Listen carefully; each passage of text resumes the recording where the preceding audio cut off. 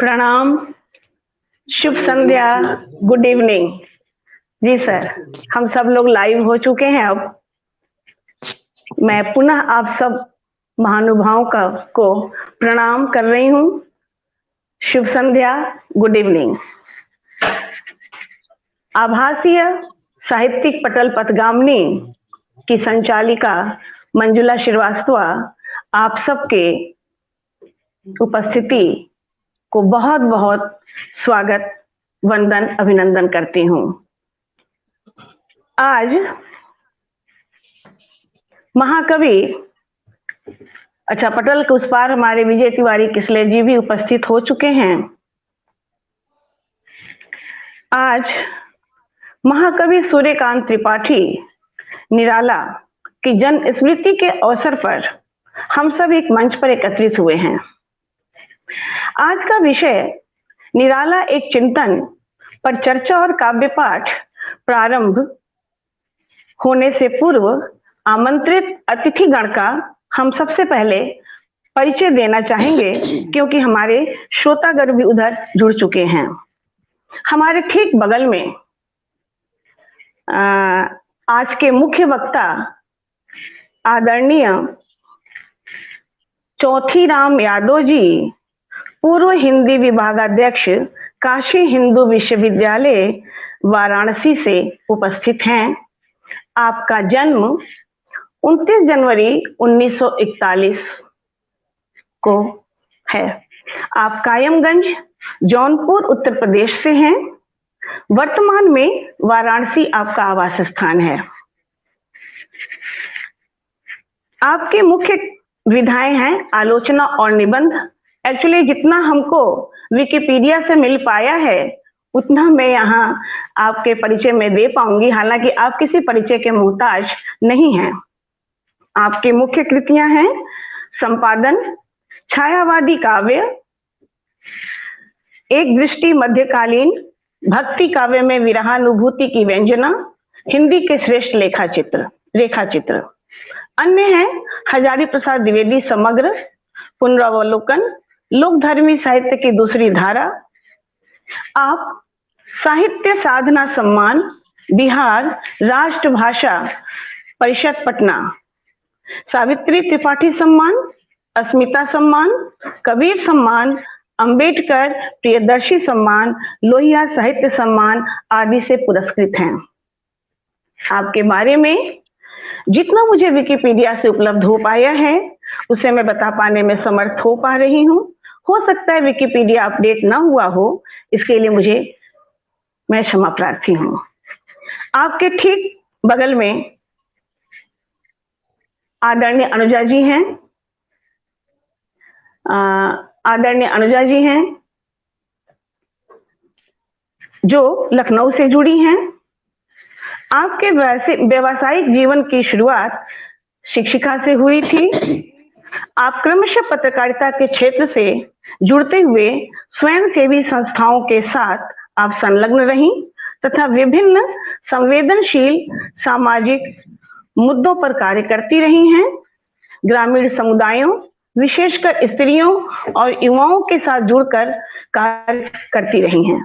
मध्य प्रदेश और बुंदेलखंड के पहले सामुदायिक रेडियो की स्थापना की तथा सामुदायिक रेडियो के माध्यम से लोक संस्कृति के संरक्षण के लिए आप पुरस्कृत भी हुई हैं। बहुत कम आयु में आप रचना कर्म में संलग्न हो गई थी और आपकी संलग्नता कविताओं से शुरू हुई। कुछ कहानियां भी बुनी और उधड़ी, पर कविता निरंतर बहती रही। 3 दशकों से अधिक समय से सक्रिय रूप से लेखन और सृजन कार्य में संलग्न रही हैं। विभिन्न पत्र पत्रिकाओं में फीचर, लेख, कहानियां, कविताएं, समीक्षाएं आपकी प्रकाशित होती रही हैं। संप्रति बदलते दौर के लेखन, अध्यापन, तकनीक, प्रशिक्षण पर केंद्रित कार्यों तथा स्वतंत्र लेखन कार्य से जुड़ी हुई हैं। आपके ठीक नीचे बाएं तरफ आदरणीय रत्नेश्वर जी जुड़े हुए हैं पटना से, जो किसी परिचय के मोहताज नहीं हैं।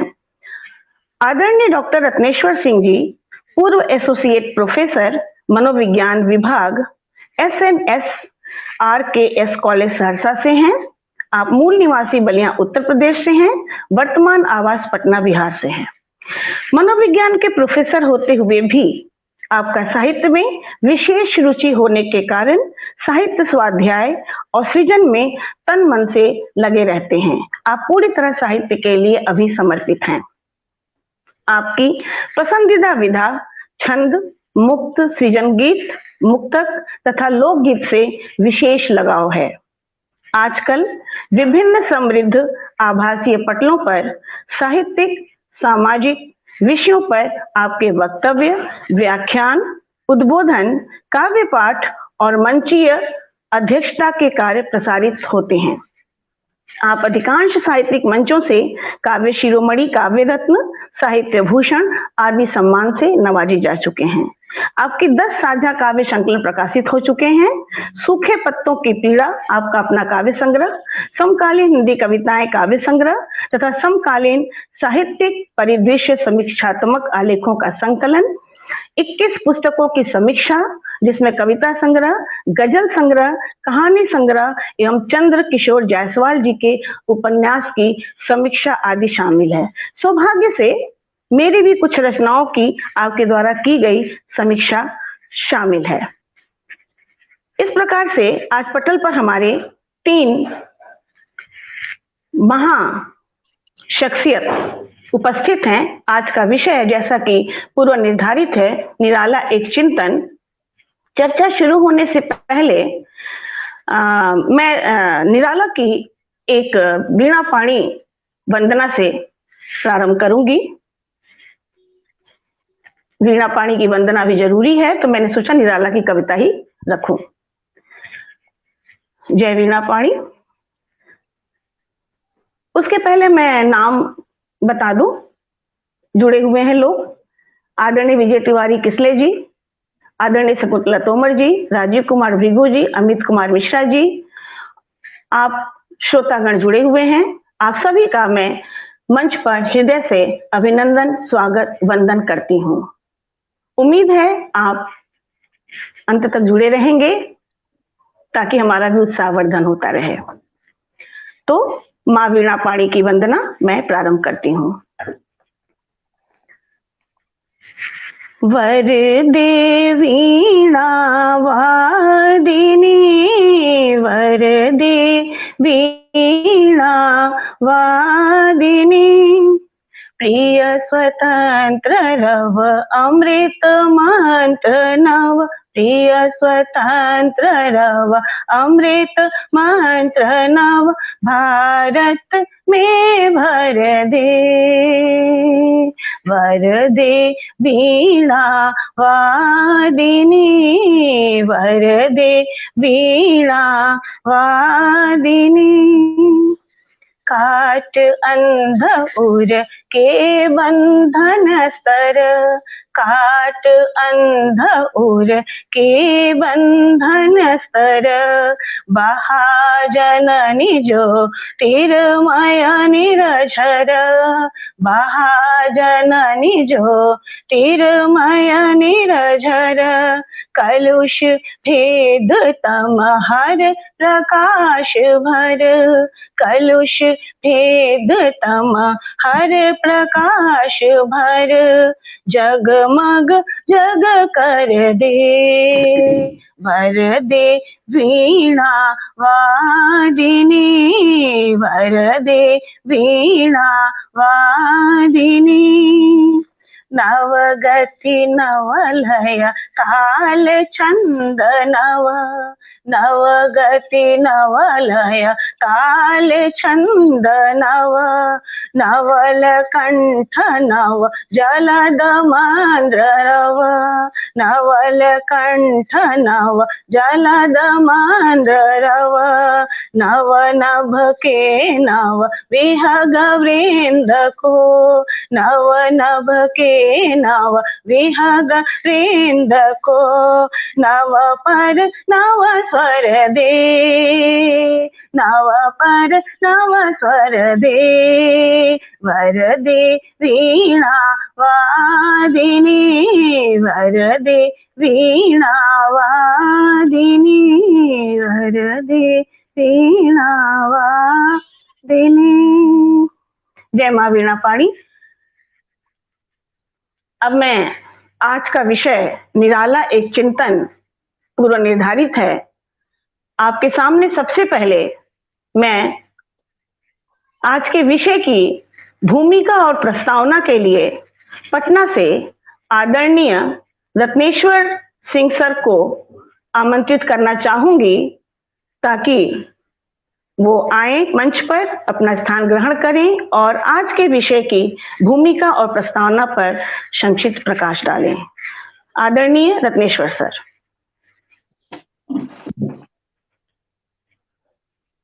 जी, मेरी आवाज आ रही है?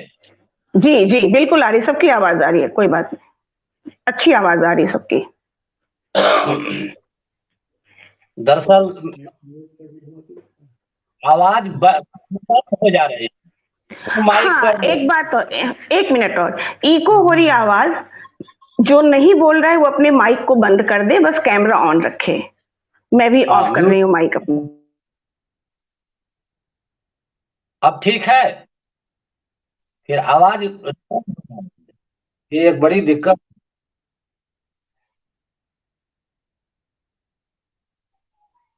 सबसे पहले तो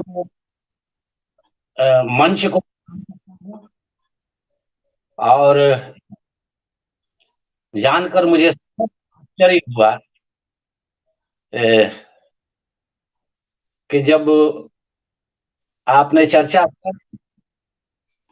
प्रोफेसर यादव जी की, तो शायद उन्हें याद नहीं होगी, विश्वविद्यालय में शोध का ये गए थे विषय। तो एक मिनट सर, एक्चुअली यहाँ पे मुझे नेट नहीं मिल रहा है। एक मिनट सर, मैं रोकूंगी। मुझे यहाँ पर नेट नहीं मिल रहा है, मैं अपना लोकेशन चेंज कर रही हूँ कैमरा ऑफ करके। आप बोलते रहिए, हम सुनते रहेंगे। जी मंजुला जी, चौथी राम जी का भी माइक म्यूट करवा दीजिए।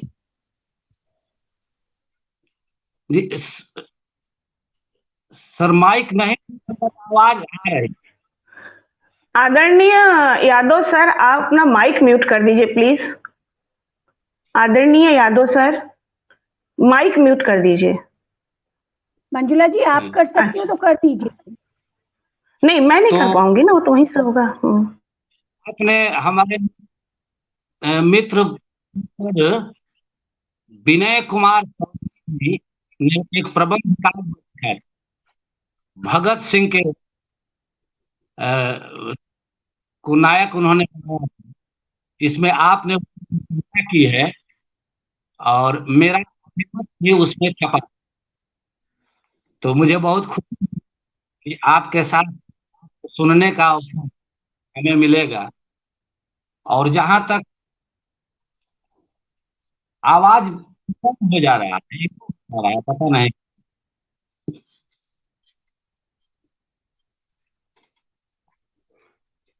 कि सर पहली बात कि जब निराला और निराला के जीवन को अगर देखा जाए तो यह माना जाता है कि जैसे महादेवी के काव्य में स्वर है, पंत के काव्य में का चित्रण अधिक है, निराला के काव्य में को एक संघर्ष अगर कहा जाए, मेरी समझ से इसमें कोई संयुक्ति नहीं हो। तो जब संघर्ष जीवन पर्यंत उनका पर्याय है, उनके व्यक्तिगत जीवन को अगर देखा तो संघर्ष की अवस्था में माँ के स्नेह को मुक्त हो जाते। पिता और क्रोधी स्वभाव, लेकिन 18-20 साल के बाद वो से पिता भी लकवाग्रस्त हो जाते हैं और पूरा परिवार सरोज और एक मिनट सर, आपकी आवाज क्लियर नहीं आ रही है। आवाज क्लियर नहीं आ रही है आपकी, क्या बात है? हो जा रही है, बहुत बहुत कट कट के आवाज आ रही है, बहुत ज्यादा। और आपका सिर भी ऊपर से कट रहा है, फेस भी थोड़ा थोड़ा सा दूर होके बैठिए आप। किसी का माइक ऑन है। थोड़ा सा आप दूर होके बैठिए, थोड़ा सा। हाँ, अब आ गया। हाँ, ठीक है। तो मेरे कहने का मतलब कि जीवन उनका और जो कृति, इस जीवन का रचनाओं पर कोई असर नहीं पड़ता। और चूंकि सर से जब है तो उनकी बातों की आधार जाएगा, तो आवाज बिल्कुल क्या बताएं। थोड़ा सा एक बार हम फिर से हो क्या, आवाज नहीं आ रही, कट कट कर आ रही।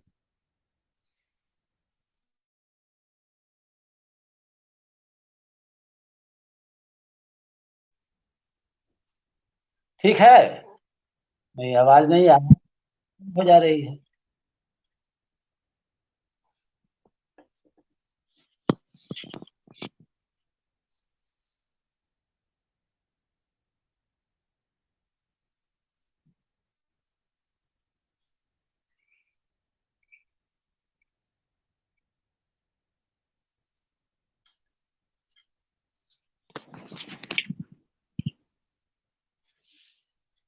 अब जरा बताइए, आवाज क्लियर ठीक है? है, ठीक है, ठीक है, ठीक है जी। नहीं आवाज क्लियर।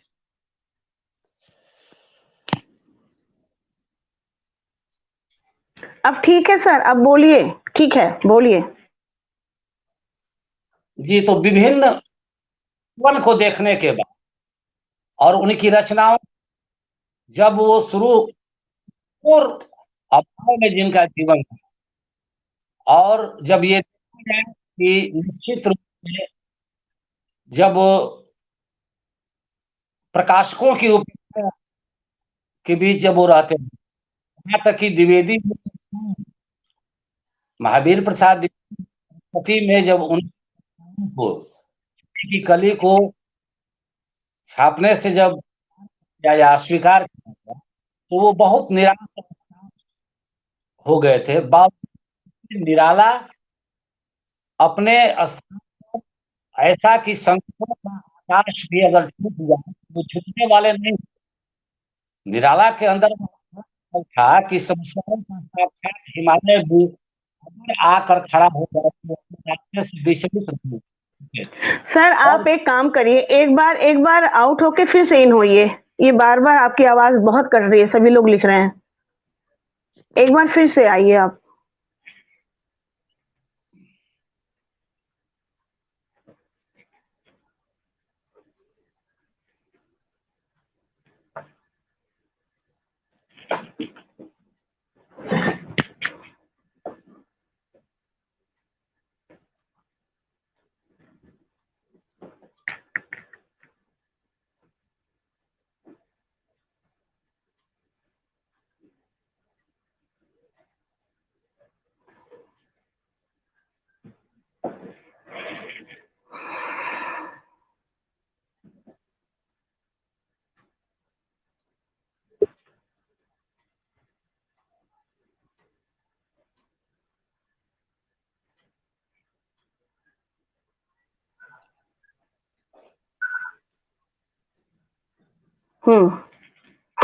अब बोलिए जरा आप। सभी लोग म्यूट कर लीजिए।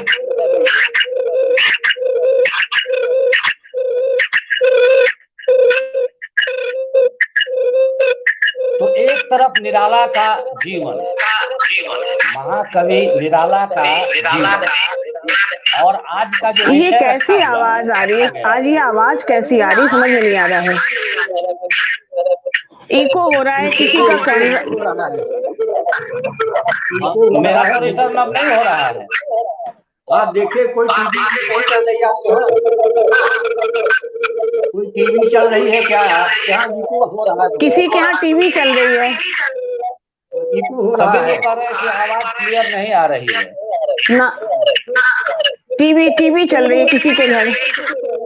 टीवी देख लीजिए कहीं चल रही है, आवाज बहुत नीचे हो रही है। और एक बार सब लोग अपना माइक पहले म्यूट करें, माइक म्यूट करिए सब लोग। एक मिनट, टीवी और साथ मेरा में माइक अगर कोई म्यूट है। मोबाइल पे नेट ऑन है तो वो भी ऑफ कर दें।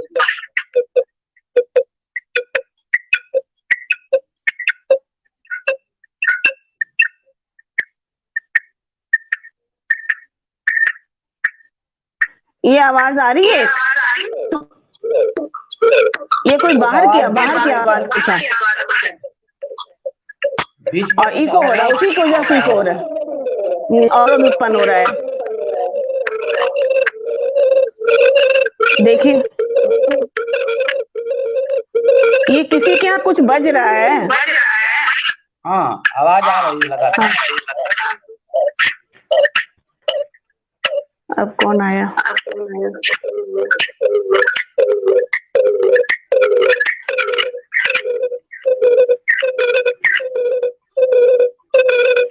ये क्या आवाज आ रही है, मुझको समझ में नहीं आ रही है। सभी लोग पहले माइक म्यूट करें, सभी लोग माइक म्यूट करें, सब लोग।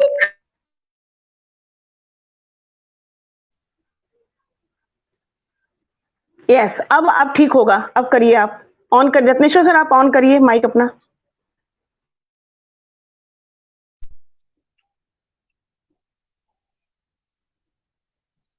जी, आवाज आ रही है।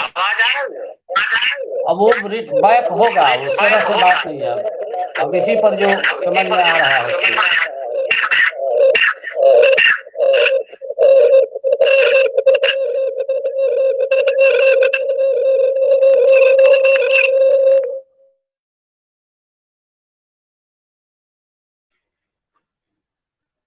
आदरणीय रत्नेश्वर सर जब ऑन करते हैं तब कुछ होता है आप में ही कुछ प्रॉब्लम है।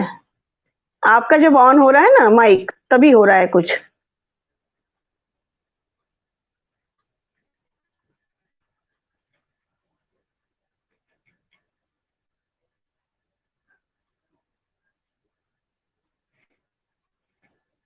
नेटवर्क प्रॉब्लम लग रही है।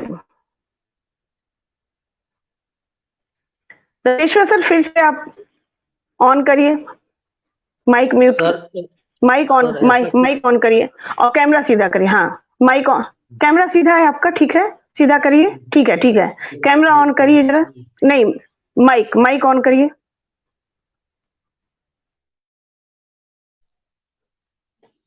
जी।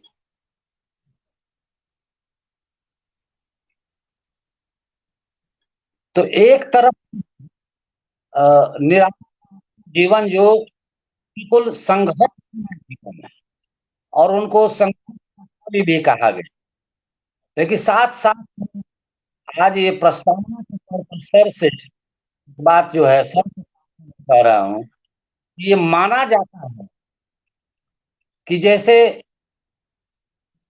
जब वो मुक्त होते हैं तो छायावाद की सीमा से जब वो मुक्त हो रहे हैं,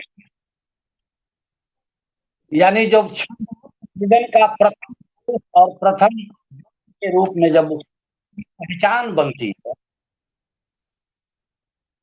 जब वो तोड़ती पत्थर आते हैं, भिक्षु की ओर आते हैं, कुमुर्ता की ओर आते हैं, इसके बावजूद समीक्षक हैं जो आलोचक, वो ये कहते, ये लिख रहे हैं, कह रहे हैं, निराला की तफसील पृष्ठभूमि छायावाद के दिखाई पड़ते हैं। इस पर मार्गदर्शन मैं चाहूंगा आदरणीय सर। दूसरी बात कि जब निराला को मैंने राम की शक्ति को अगर देखा जाए पृष्ठ काव्य माना जाता है, लेकिन जो ही व्यक्तिगत जो द्विवेदी जी के साथ जब 1923 मकवाला का संपादन करते हैं, अब वो कहते हैं कि बरल सीकर रविकर रात भरा प्याला, पीते हैं जो साधक उनका प्याला है यह मतवा।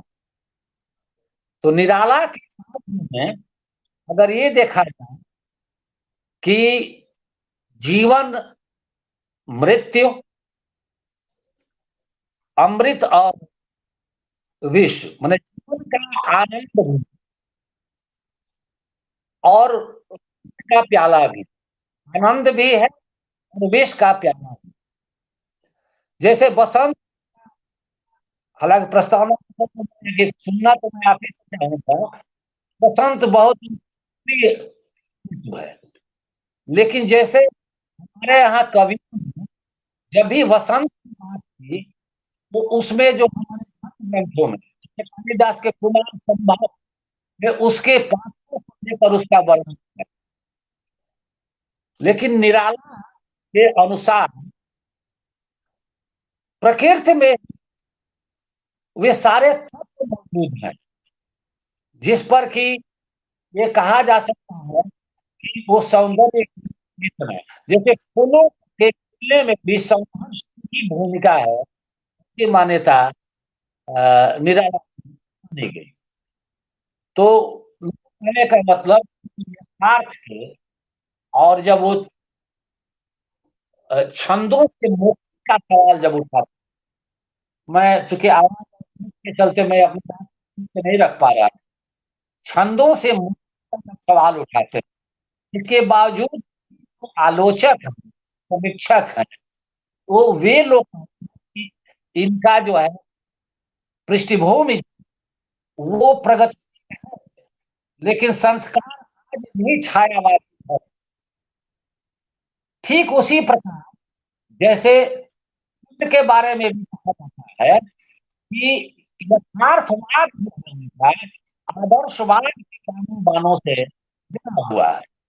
कबीर के बारे में कहा जाता था, कबीर की यथार्थपरक दृष्टि ज्ञान और भक्ति को लेकर विरोध जाता है। तो यानी निराला के प्रगतिशील में छायावाद, प्रेमचंद का बाद उनके आदर्शवाद के कानों बानों, और कबीर की यथार्थपरक दृष्टि जो है ज्ञान भक्ति अंतर्विरोध, वो इन अंतर्विरोधों पर सब आपका मार्गदर्शन है।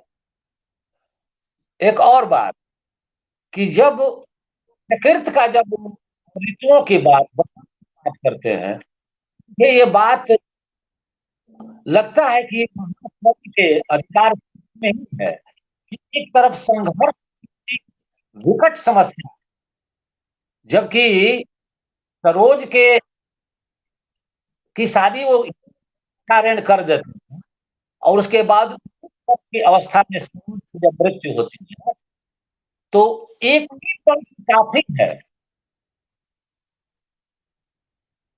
धन्यमय अर्थक था तेरे हित कुछ कर न सके, इसमें उनकी सारी भावना झलक जाती। राम की शक्ति में आइएगा, राम की शक्ति में भी लगता है निराला का अपना जीवन आता है, असहाय राम को दिखाया गया है। तो निराला जो राम की है, निराला का अपना जीवन है, आपके माध्यम से आवश्यकता है। ऐसे प्रश्न है तो हम तो खुशी हुई कि आप प्रवक्ता के रूप में और मुझे प्रस्तावना अपनी थोड़ी सी बात कुछ, और मैं व्यवधान के चलते बात नहीं रख पाता, चाहता था कि संदर्भित एक, लेकिन अब सीधे माइक इस मंच की आज मंजुला श्रीवास्तव की क्रम कि ऐसा न हो, अगर मेरे व्यक्तित्व में अगर कोई गड़बड़ी हो, स्वर को सुनने का मैं हम लोगों को देखना मुख्य रूप से, क्योंकि निराला 1 घंटा जी सर, आज हम लोगों को ज्यादा से ज्यादा मुख्य वक्ता को ही सुनना है, आज हम लोगों को ज्यादा से ज्यादा मुख्य वक्ता को सुनना है और आपने प्रश्न उठाए ही हैं बहुत। आपके यहाँ कोई लगता है कोई डिवाइस है, आपके बगल में कोई डिवाइस रखा है? सर आपके बगल में कोई डिवाइस रखा है क्या? कोई और मोबाइल रखा है क्या? कोई मोबाइल नहीं। कोई डिवाइस है तभी व्यवधान इतना उत्पन्न हो रहा है, कुछ तो प्रॉब्लम है आपके यहाँ। मेरी आप एक आवाज रचना बिल्कुल नहीं आ रही है, नहीं, बिल्कुल नहीं आ रही है। तो अब तो समय अमित ने भी, जी जी, अमित ने भी लिखा है कोई डिवाइस रखा है आपके आसपास तभी ऐसा हो रहा है।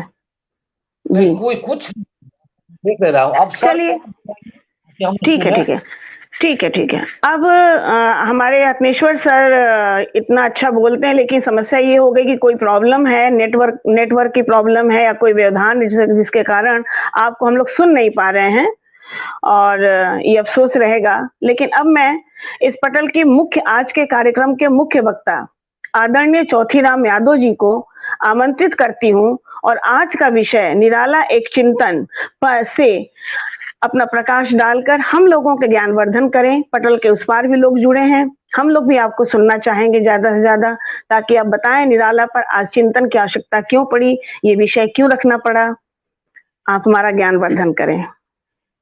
आइए आदरणीय सर, अपना माइक ऑन कर लें, माइक ऑन कर लें जी।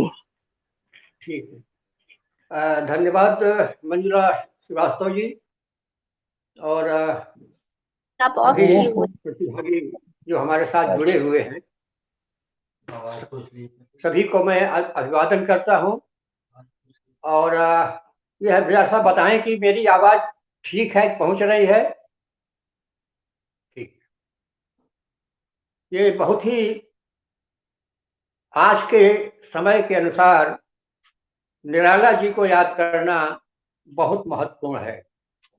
तो निराला के चिंतन पर या उनके रचनाओं के आलोचनात्मक कर्म पर विषय रख करके उस पर जो आपने विमर्श खड़ा किया है, बहुत ही मौजूद विषय है।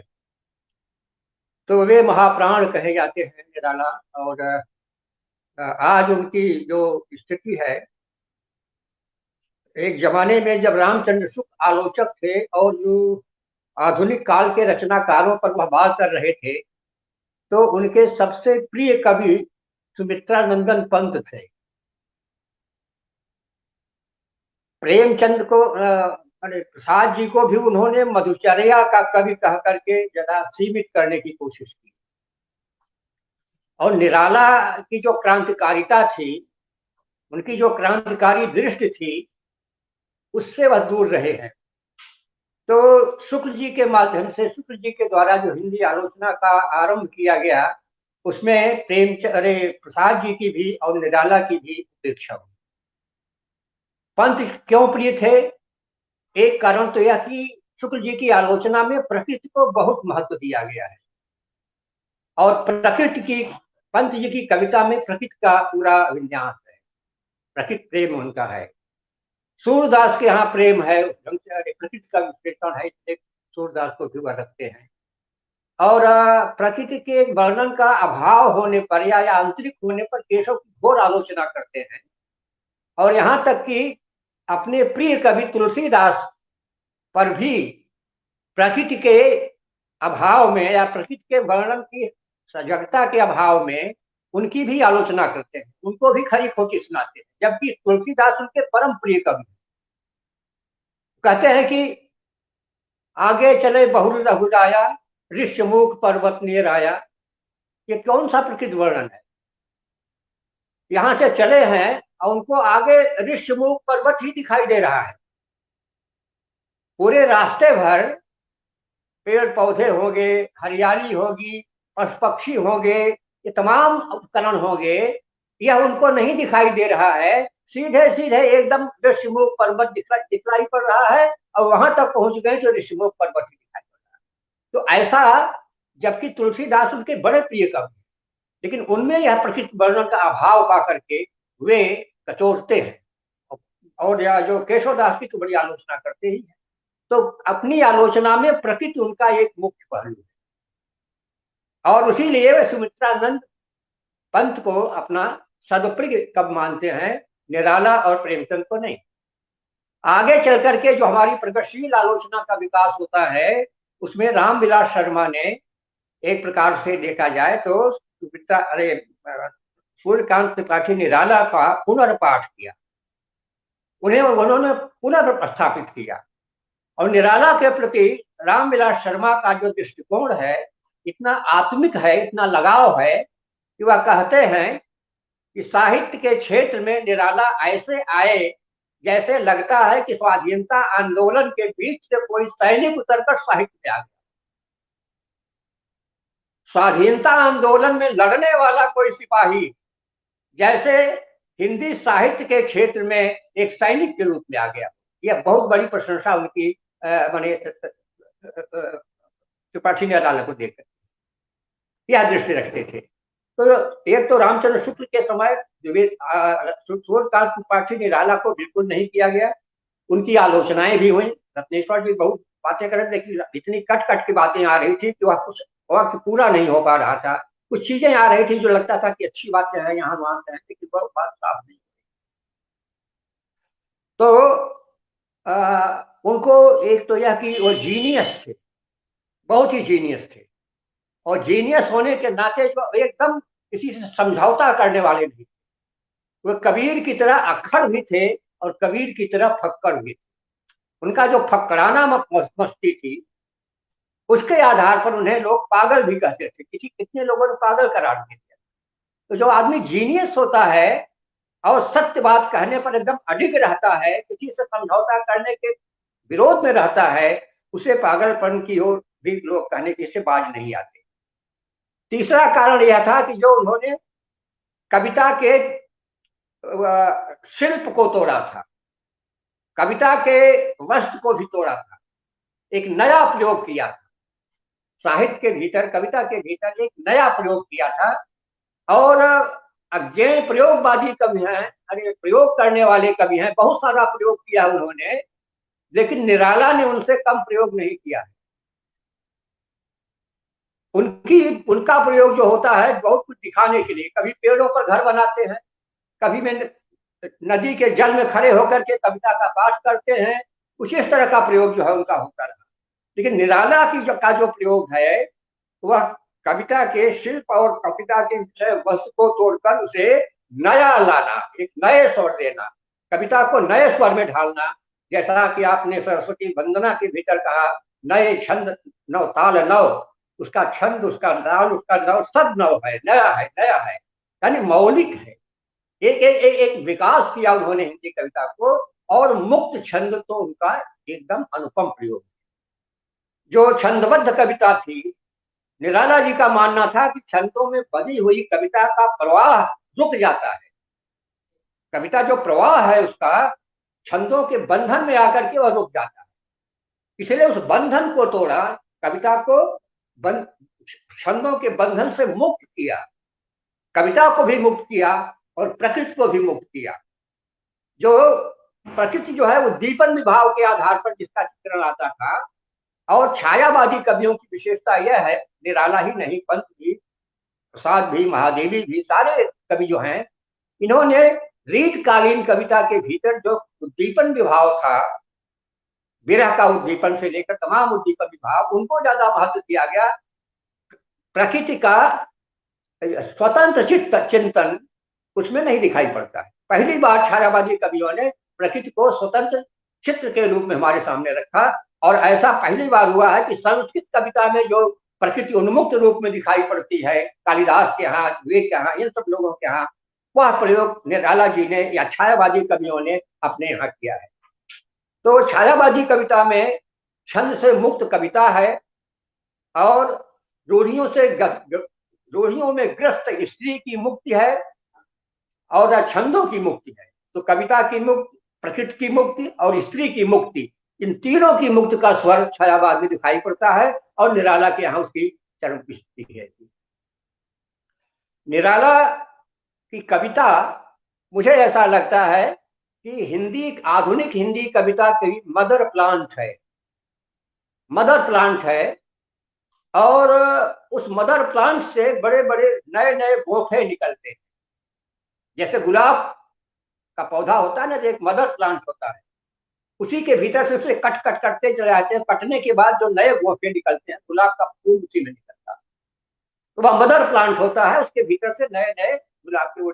तो निराला की कविता एक प्रकार से आधुनिक हिंदी कविता की मदर प्लांट है, जिसके भीतर से प्रगतिवाद, जिसके भीतर से प्रयोगवाद, जिसके भीतर से नई कविता के धारा फूटती है, नई कविता के जो है अंकुर फूटते हैं। यह निराला की कविता है। उसमें जो भविष्य की संभावनाएं हैं, जो भविष्य में कविता का विकास हो रहा है या उसके बाद होगा नई कविता तक, वो सारी संभावनाएं निराला जी की कविता में देखने को मिलती है। वह एकदम से प्रगतिशील भी है और बड़े क्रांतिकारी भी है। तो उनकी काफी उपेक्षा भी हुई। उनके मुक्त छंद को भी जो लोग छंदबद्ध कविता लिखने वाले लोग थे, उनको बड़ा अटपटा लगा कि यह रबड़ छाप कविता है। यह इस तरह से ये भी रबड़ को खींचते जाइए जैसे बड़ा होता जाता है, तो यह क्या मुक्त छंद की कविता जो है एकदम लाइन एक लाइन की हो गई, फिर दो शब्द हो गए, फिर 3 शब्द हो गए, इस तरह से जो उसमें है, तो छंदोबद्ध कविता लिखने वालों के लिए यह बड़ा संकट खड़ा हो गया था। और यह नयापन था, कविता के भीतर छंद का एक नया प्रयोग था कि मुक्त छंद का उन्होंने किया। छंद जो बधा हुआ था, छंदों के बंधन में जो कविता बधी हुई थी, उससे भी कविता को मुक्त किया और मुक्त छंद का परिवर्तन किया। तो ये तोड़ा उन्होंने। और दूसरे कि उन्होंने शिल्प को तोड़ा। कविता के विषय वस्तु को तोड़ना तो बड़ा आसान होता है, विषय वस्तु तो समय के अनुसार परिवर्तन होता है, तो विषय वस्तु बदलती जाएगी। जो समाज में परिवर्तन होता है, उस समाज के परिवर्तन के अनुसार हमारे साहित्य में भी परिवर्तन होता जाए, चाहे वो कविता है, चाहे कहानी है, चाहे जो भी है। तो विषय वस्तु का जो परिवर्तन है वह तो आसान होता है, लेकिन शिल्प का परिवर्तन बहुत मुश्किल होता है। शिल्प जो एक बार आया, उसको तोड़ने में बहुत समय लगता है, वो जल्दी नहीं। एक बना बनाया शिल्प जो जमाने से चला रहा है, उसको तोड़ करके एक नए शिल्प का प्रयोग आप कर दीजिए, यह निराला जैसा कोई व्यक्ति नहीं कर सकता है। जैसे किसान होता है, किसान जैसे पथरीली जमीन को, ऊसर जमीन को तोड़ता है, फोड़ता है, बहुत मेहनत करता है, खाद पानी देता है, बहुत प्रयास करने के बाद तब वह उर्वर जमीन बनती है और उसमें से सुंदर फसलें निकलती हैं। वैसे ही जो कविता छंदों में बध करके आगे नहीं विकसित हो रही थी, बध गई थी, उसके भाव विकसित हो रहे थे, भावों को विचारों का प्रसार नहीं मिल रहा था, उसको उन्होंने उस बंधन को तोड़ा और एकदम से मेहनत कश ढंग से उन्होंने उसका तोड़ा। अब देखिए, जैसे रीतकालीन कविता श्रृंगार में बधी हुई कविता है, तमाम श्रृंगारिक है और स्त्री के सौंदर्य का, यौवन का वर्णन तो पूरा रीतकाल में भरा पड़ा है। एक प्रकार से स्त्री शरीर का विज्ञापन ही है रीतकालीन कविता में। तो जहां निराला जी ने वस्तु को लिया है और प्रेम और श्रृंगार के विषय वस्तु को भी लिया है, वह रीतकालीन कवियों से कितना भिन्न है, इसे भी देखा जाए। जैसे उनकी एक कविता है, प्रिय यामिनी जागी, खुले केश अशेष शोभा भिड़ रहे, पृष्ठ ग्रीवा बाहु ऊर पर कर रहे, ज्योत की तन्वी तड़ित तुतने क्षमा मांगी, प्रिय यामिनी जागी। यह प्रिय यामिनी जागी, जो प्रेयसी है, प्रिया है, वह रात जागी है, रात भर प्रिय के साथ जागी है, यानी अपने शयन कक्ष में प्रिय के साथ रात भर जागी हुई जो प्रेयसी है, प्रिय यामिनी जागी। तो खुले केश अश्लेष शुभा भर, जो उसके श्रृंगार में जो बेड़ी रखी होगी, रात में रहने के साथ रहने पर जो है वह बेड़ी उसकी खुल गई है, बाल बिखर गए हैं और बिखरे हुए बाल पृष्ठ पर, भुजा पर, बाहुओं पर तैर रहे। और उस समय जो उसका सौंदर्य निराला देखते हैं, ज्योति की तन्वी तड़ित द्युतिने क्षमा मांगी, वह ऐसा सौंदर्य उसका लग रहा है जैसे आकाश में बिजली चमक जाती है, तो बिजली के कौंधने से जो सासा एक बार भी जो पूरा वातावरण एकदम सफेद दिखाई पड़ता है, प्रकाश से युक्त हो जाता है, वैसे ही उसका यानी शरीर की जो दीप्ति है, मुख पर जो तेज है, दीप्ति है, वह ऐसी लगती है जैसे ज्योत की तन्वी तड़ित द्युतिने क्षमा मांगी। तड़ित बिजली, जैसे कड़कती हुई बिजली जब एक पल के लिए कौंधते है, घोर अंधेरा होता है, उस पूरे अंधकार को चीरती हुई वह एक उसकी जो रेखा है वह पूरा प्रकाश से भर देती है, वैसे ही उसके सौंदर्य को देख करके बिजली की चड़क ने भी लगता है जैसे क्षमा मांग लिया। उसके सौंदर्य के सामने, उसकी आभा के सामने, उसकी दीप्ति के सामने, जो उसकी चमक है, उसके सामने बिजली की चमक भी फीकी पड़ गई, जैसे उसने क्षमा मांग लिया, हम तुम्हारे सौंदर्य के सामने हम कहीं नहीं पा रहे। ये निराला है। और ज्योत की तन्वी करी तुझने क्षमा मांगी, बादलों में घिर अपर दिन कर रहे, इनके बिंबों को देख, बादलों में घिर अपर दिन कर रहे, उसको देखने से ऐसा लगा कि जैसे बादलों के बीच में कोई अपर दिनकर छिपा हुआ हो, सूर्य। आप यह देखिए कि हिंदी में, पूरी हिंदी कविता में स्त्री के मुखमंडल के सौंदर्य का उपमान सूर्य से किसी ने नहीं दिया है, चंद्रमा से दिया है। चंद्रमुखी, स्त्री का मुख बड़ा शीतल होता है, वह चंद्रमुखी होती है। यानी जो लिंग भेद के आधार पर सौंदर्य को देखने की प्रवृत्ति रही है, लिंग भेद के आधार पर स्त्री का सौंदर्य दूसरे ढंग का होगा, पुरुष का सौंदर्य दूसरे ढंग का होगा। वह चूंकि शीतल है, वह कोमल है, इस प्रकार की है, दयावान है, ये तमाम सारे जो हैं, जो गुण एक व्यक्ति के नाते स्त्री में है, जो पुरुष में है, वह स्त्री में भी हो सकते हैं। उसके भाल का वर्णन नहीं किया था। भाल पुरुष का बड़ा चौड़ा भाल है, उसका मस्तक बहुत चौड़ा मस्तक चाहिए, उसकी प्रशंसा की जाती है। तो ये जो आपने विधान बना रखे हैं, आपने जो आलोचना के प्रतिमान बना रखे हैं, पुराने प्रतिमान जो हैं, उन प्रतिमानों को निराला तोड़ते हैं अपनी कविता। जो प्रतिमान सूर्य के समान चमकता हुआ दीप्यमान चेहरा पुरुष का होता है, किसी ने स्त्री के चेहरे को सूर्य के समान चमकता हुआ दीप्यमान नहीं कहा है।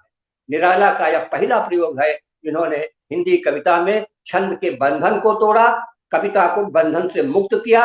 वैसे ही स्त्री पुरुष के भेदभाव का जो प्रयास था कि स्त्री के सौंदर्य के लिए यह रूप विधान है और पुरुष के सौंदर्य के लिए यह विधान है, पर उनके लिए नक्शिक वर्णन होगा कि शिखनक वर्णन होगा। शिख से नक तक का वर्णन जो है पुरुष के लिए होगा, और स्त्री के सौंदर्य वर्णन के लिए नक से शुरू होगा तो शिख तक आएगा। यानी छोटे बड़े का भेदभाव, स्त्री छोटी है, दूसरे को उनका दर्जे का समझते हैं और पुरुष को महान समझते हैं। तो स्त्री के ऊपर पुरुष की श्रेष्ठता जो रही है लिंग भेद के आधार पर, वह हमारे साहित्य की परंपरा में भी रही है और आलोचना के निकष में भी हुआ रही है। निराला के पहले यह सब होता था। निराला हिंदी के पहले कवि हैं जिन्होंने इस प्रतिमान को भी तोड़ा। स्त्री में भी भास्वरता होती है, उसमें भी चमक होती है, उसके चेहरे पर भी दीप्ति होती है, वह भी इस प्रकार से होती है, यह उन्होंने स्थापित। और यह वही कवि कर सकता है जो स्त्री का सम्मान करना जानता है, जो स्त्री का सम्मान करना जानता है, जो सौंदर्य की रक्षा करना जानता है, वही कवि ऐसा कर सकता है। और यही कवि कर सकता है जो सरोज स्मृत नामक कविता लिख सकता है।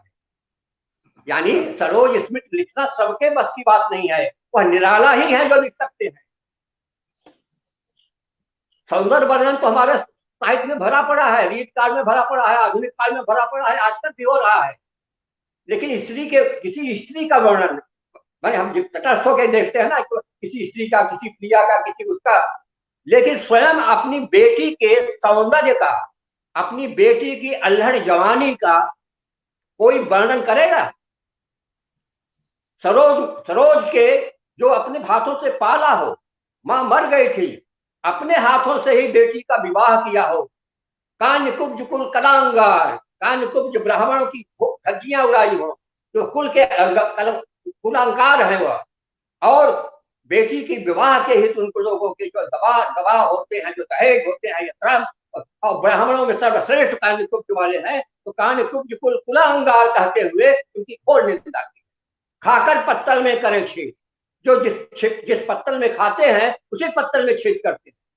और कन्या हित विवाह के लिए कान्य कुब्ज ब्राह्मणों ने उन्हें कितना माने वो किया था, जलील किया था, उस ढंग से हुआ था, और किसी पुरोहित को न बुला करके अपनी बेटी का विवाह स्वयं मंत्र पढ़ करके उसका विवाह उन्होंने किया।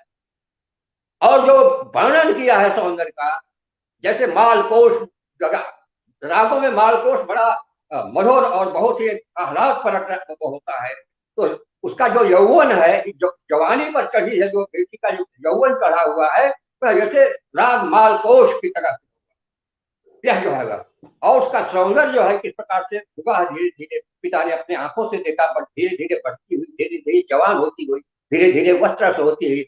इसलिए सरोज स्मृति लिखना किसी के बस का नहीं है। वो निराला ही थे जो अपनी बेटी के सौंदर्य का वर्णन जो कर सकता है, वही किसी स्त्री के सौंदर्य का वर्णन करने का अधिकारी है, वही किसी स्त्री के युवा अवस्था का वर्णन करने का अधिकारी है। जो अपने का नहीं कर सकता, पर दूसरे के लिए तो कोई भी कर सकता है। लेकिन अपनी बेटी का सौंदर्य वर्णन, अपनी बेटी की जवानी का, अल्हड़ जवानी का वर्णन कोई निराला ही कर सकता है। ऐसा साहस किसी निराला में ही होगा। यह है उनके जो सरोज स्मृति की कविता। वह शोक गीत के रूप में माना जाता है, शोक गीत है वो। शोक गीत के रूप में वह ठीक है, हिंदी में शोक गीत की परंपरा नहीं थी, ठीक है, निराला जी ने शोक गीत लिखे वहां, लेकिन शोक गीत के पीछे जो छिपा हुआ उनका पूरा दर्द है, क्या कहूं जी, वो क्या है ना, यही जीवन की कथा रही, दुख ही जीवन की कथा रही। मेरे जीवन में क्या है कुछ, मेरा जीवन तो दुखों से भरा हुआ पड़ा, दुखों और संघर्षों का जीवन रहा है मेरे, अपनी कथा क्या बताऊं। लेकिन जो ट्रेजिडिक ढंग से किया है, जिन लोगों ने प्रताड़ना की है, जिन लोगों ने वह किया है, निराला, किसी ने पागल कहा, किसी ने विपत कहा, किसी ने कह दिया कि जिस ढंग से होते हैं, उनकी कविता पर आलोचना की, उनके छंदों पर आलोचना की, मुक्त छंद पर, इन सब पर की। लेकिन निराला ने किसी का उत्तर खाकर खतरतल में करें छेद कहते हुए अपने कुल जात के बिरादरी के लोगों को भी किया।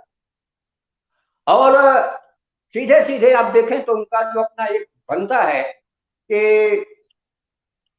इतने ज्यादा सदैव थे, संवेदनशील थे, कि कहते हैं कि निराला जी को जो रॉयल्टी मिलती थी किताबों की, उनके हाथ में पैसा नहीं रहता। जाना नहीं अर्था गमो पाए, रोज स्मृति में रहती है, बेटी मैं तुमको कुछ दे नहीं सका, तुमको दे नहीं सका क्योंकि मैंने जाना नहीं अर्थो गम उपाय, अर्थों का, धन का आगमन कैसे किया जाता है, धन कैसे प्राप्त किया जाता है, इसका उपाय मैंने नहीं जाना। मैं केवल अपने स्वार्थ के युद्ध में, मैं केवल अपने स्वार्थ को हारता, मैं स्वार्थी नहीं बना पाता। अगर मैं स्वार्थी होता तो मैं भी धनाढ्य होता, बड़ी रॉयल्टी मिलती थी, तमाम लोग मुझे देते थे, कोई महाजन उनके जेब में डाल देता था, 1000 2000 युद्धम से डाल देते थे, लेकिन वह शाम तक उनके जेब में घर में नहीं रह जाता था।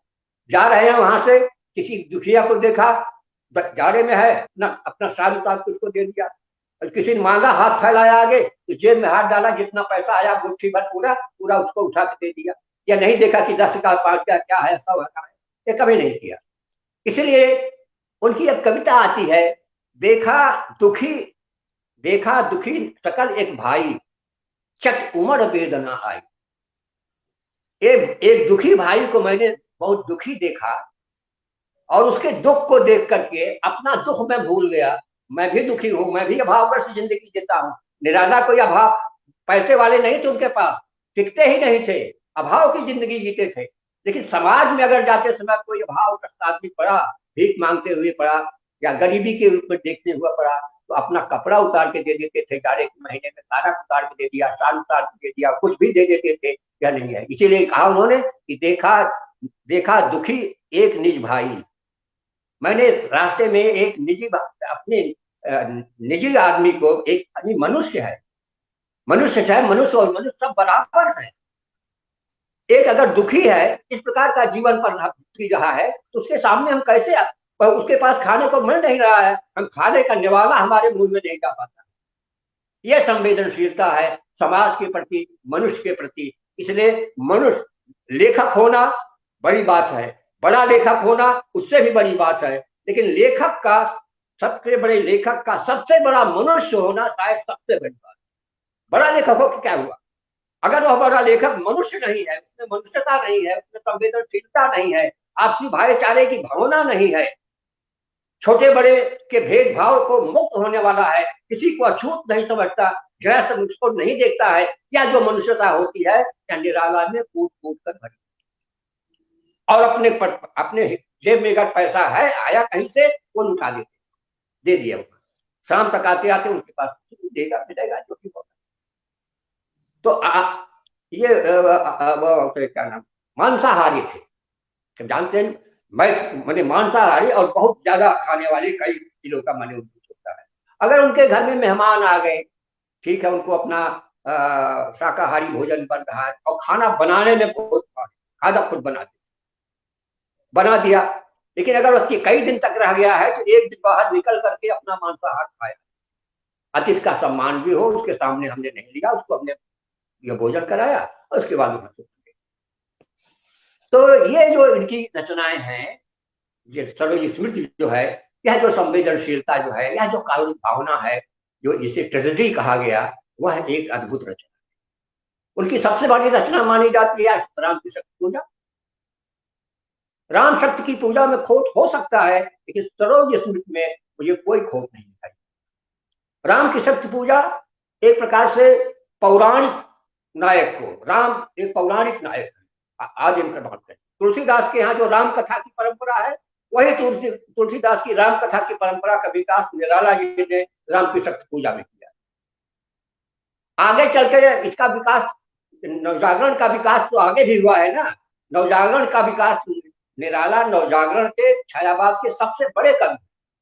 नवजागरण का जितना प्रसार निराला में दिखाई पड़ता है, उतना छायावाद के किसी और कवि में नहीं दिखाई पड़ता। और इसका प्रभाव आगे चलकर नागार्जुन में सबसे ज्यादा हुआ, और नागार्जुन के यहाँ वह चीजें और ज्यादा बदलती है, और ज्यादा मानवीय बनती है। निराला शक्ति की उपासना करते हैं, राम की शक्ति पूजा लिखते हैं, और निराला नागार्जुन हरिजन गाथा लिखते हैं। हरिजन गाथा क्या थी? पटना जिले के बेलछी गांव में जो घटना घटी थी, और एक ही दिन भूपतियों, भूमिपति जो उस समय थे, उनको यानी जो भूमिहार क्या कहते हैं, कुर्मी जात के रहे होंगे भूमिहार, ये तो बड़े धनाढ़ लोग थे ना, क्या कुछ नहीं होता। हर जातियों के लोग बड़े धनाढ़ भी थे, और उनकी अपनी सेनाएं बनी हुई थी, अपनी संपत्ति की रक्षा के लिए सेनाएं बना रखी थी। तो एक भूस्वामी ने एक हरिजन को जिंदा जला दिया। क्यों? उसने अनुरोध किया था अपनी मजदूरी बढ़ा देने की, थोड़ी सी मजदूरी बढ़ा दे, बाल बच्चों का पालन। तो उन भूपतियों के, भूस्वामियों के सामने यह उसकी मजाल है, जमींदारों के सामने यह मजाल है कि कोई मजदूर जो है हमसे इस तरह की मजदूरी बढ़ाने की बात करे। यह उनके लिए बड़ा उद्दंड का हो गया, और उसी आधार पर जो है वो लाखों तराशे लेकर के उनका 14 के 14, 11 या 14 कहे जाते हैं, जो भूपतियों के द्वारा गड्ढा खोद करके बराबर उसमें जाए। निराला हरिजन गाथा में निराला लिखते हैं कि बहुत पहले से ऊंची जात के लोगों ने, बहुत पहले से एक पुआल इकट्ठे किया जा रहे थे, लकड़ के ढेर इकट्ठा किया जा रहे थे, केरासिन के तेल इकट्ठा किया जा रहे थे, और पास के थाने को, जो 7 मील दूर पड़ता है, पास के थाने को सूचना दे दी गई थी कि ऐसा कुछ घटित होने वाला है।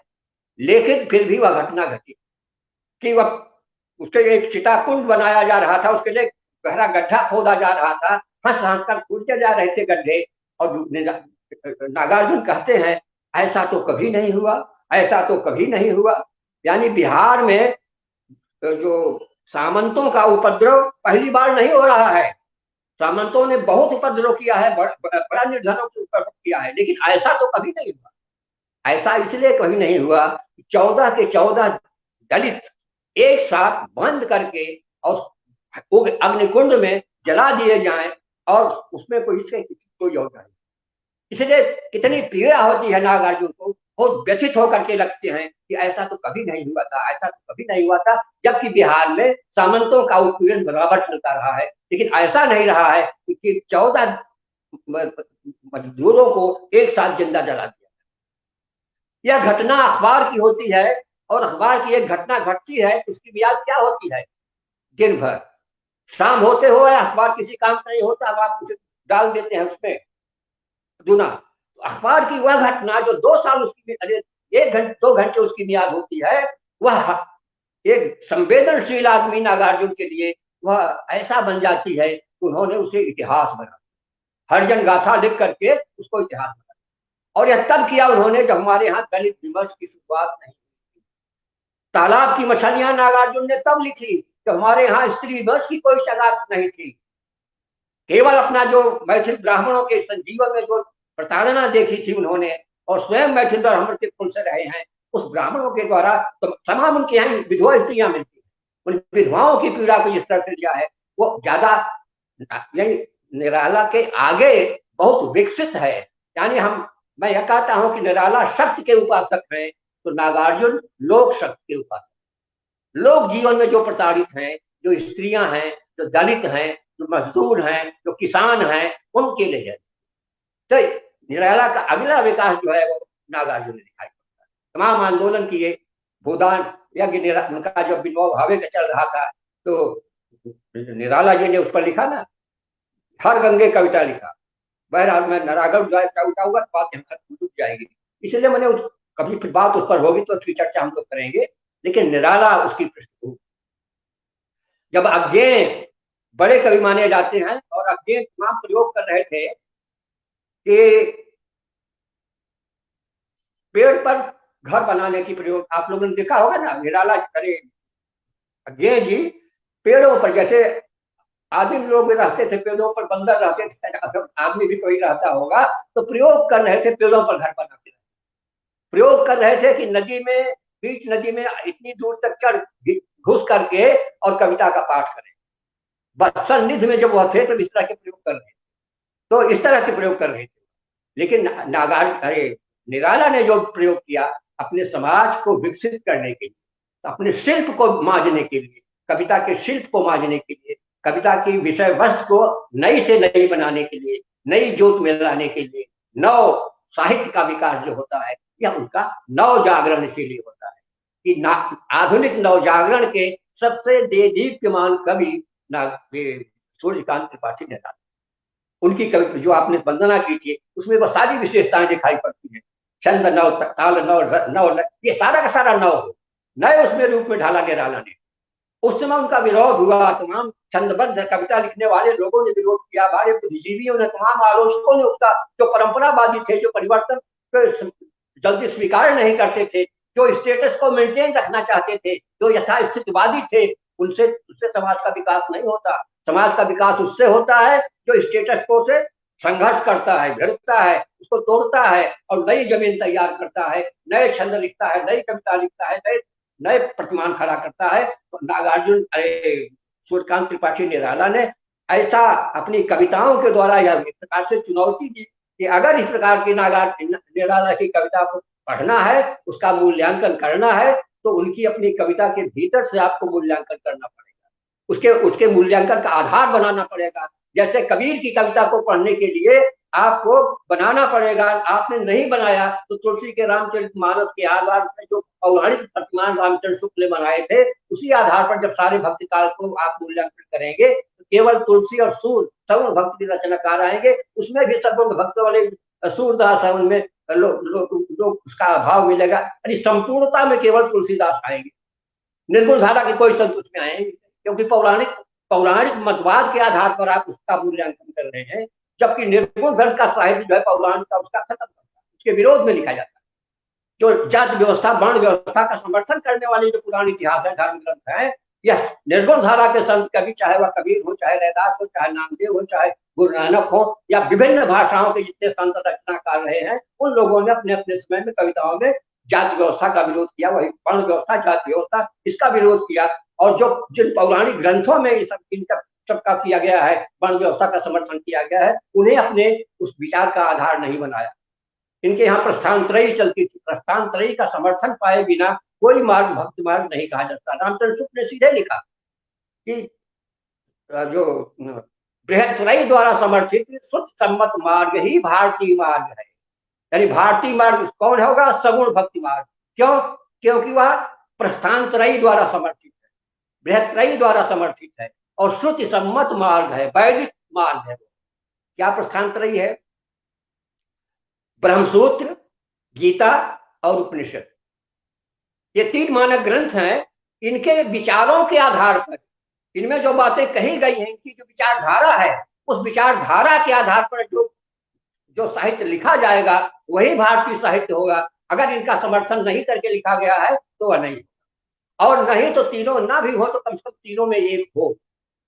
जैसे कबीर में उपनिषदों का ज्ञान मार्ग, सुकुल जी ने कहा ना कि ज्ञान मार्ग ही तक, तो ज्ञान मार्ग तो उसमें है नहीं, सुनाया ज्ञान है कही देते हैं, क्योंकि वो तो व्यवहारिक ज्ञान है, सामाजिक जीवन के अनुभव से प्राप्त व्यवहारिक ज्ञान है। लेकिन वह व्यवहारिक ज्ञान इतना प्रामाणिक होता है कि शास्त्र ज्ञान, पौराणिक ज्ञान की धरती होगा, क्योंकि न जाने कब कही गई है, और वे वर्ण व्यवस्था की रक्षा करने वाली है, वर्ण धर्म का समर्थन करती हैं, ऊंच नीच के भेदभाव को स्थापित करती हैं। इसलिए कबीर के सामने जैसे किसी की भेगी बन जाती है वो पुराण पंथियों की, वैसे निराला के सामने या नागार्जुन के सामने जो हमारे बौद्धिक लोग हैं, जो उन मार्गों को मानने वाले, शास्त्र धर्मी आलोचना में विश्वास करने वाले हैं, जो लोग धर्मी में विश्वास नहीं करते या लोग धर्म से कट कर लिखते हैं, उनके ऊपर जो है धज्जियां उड़ाते हैं।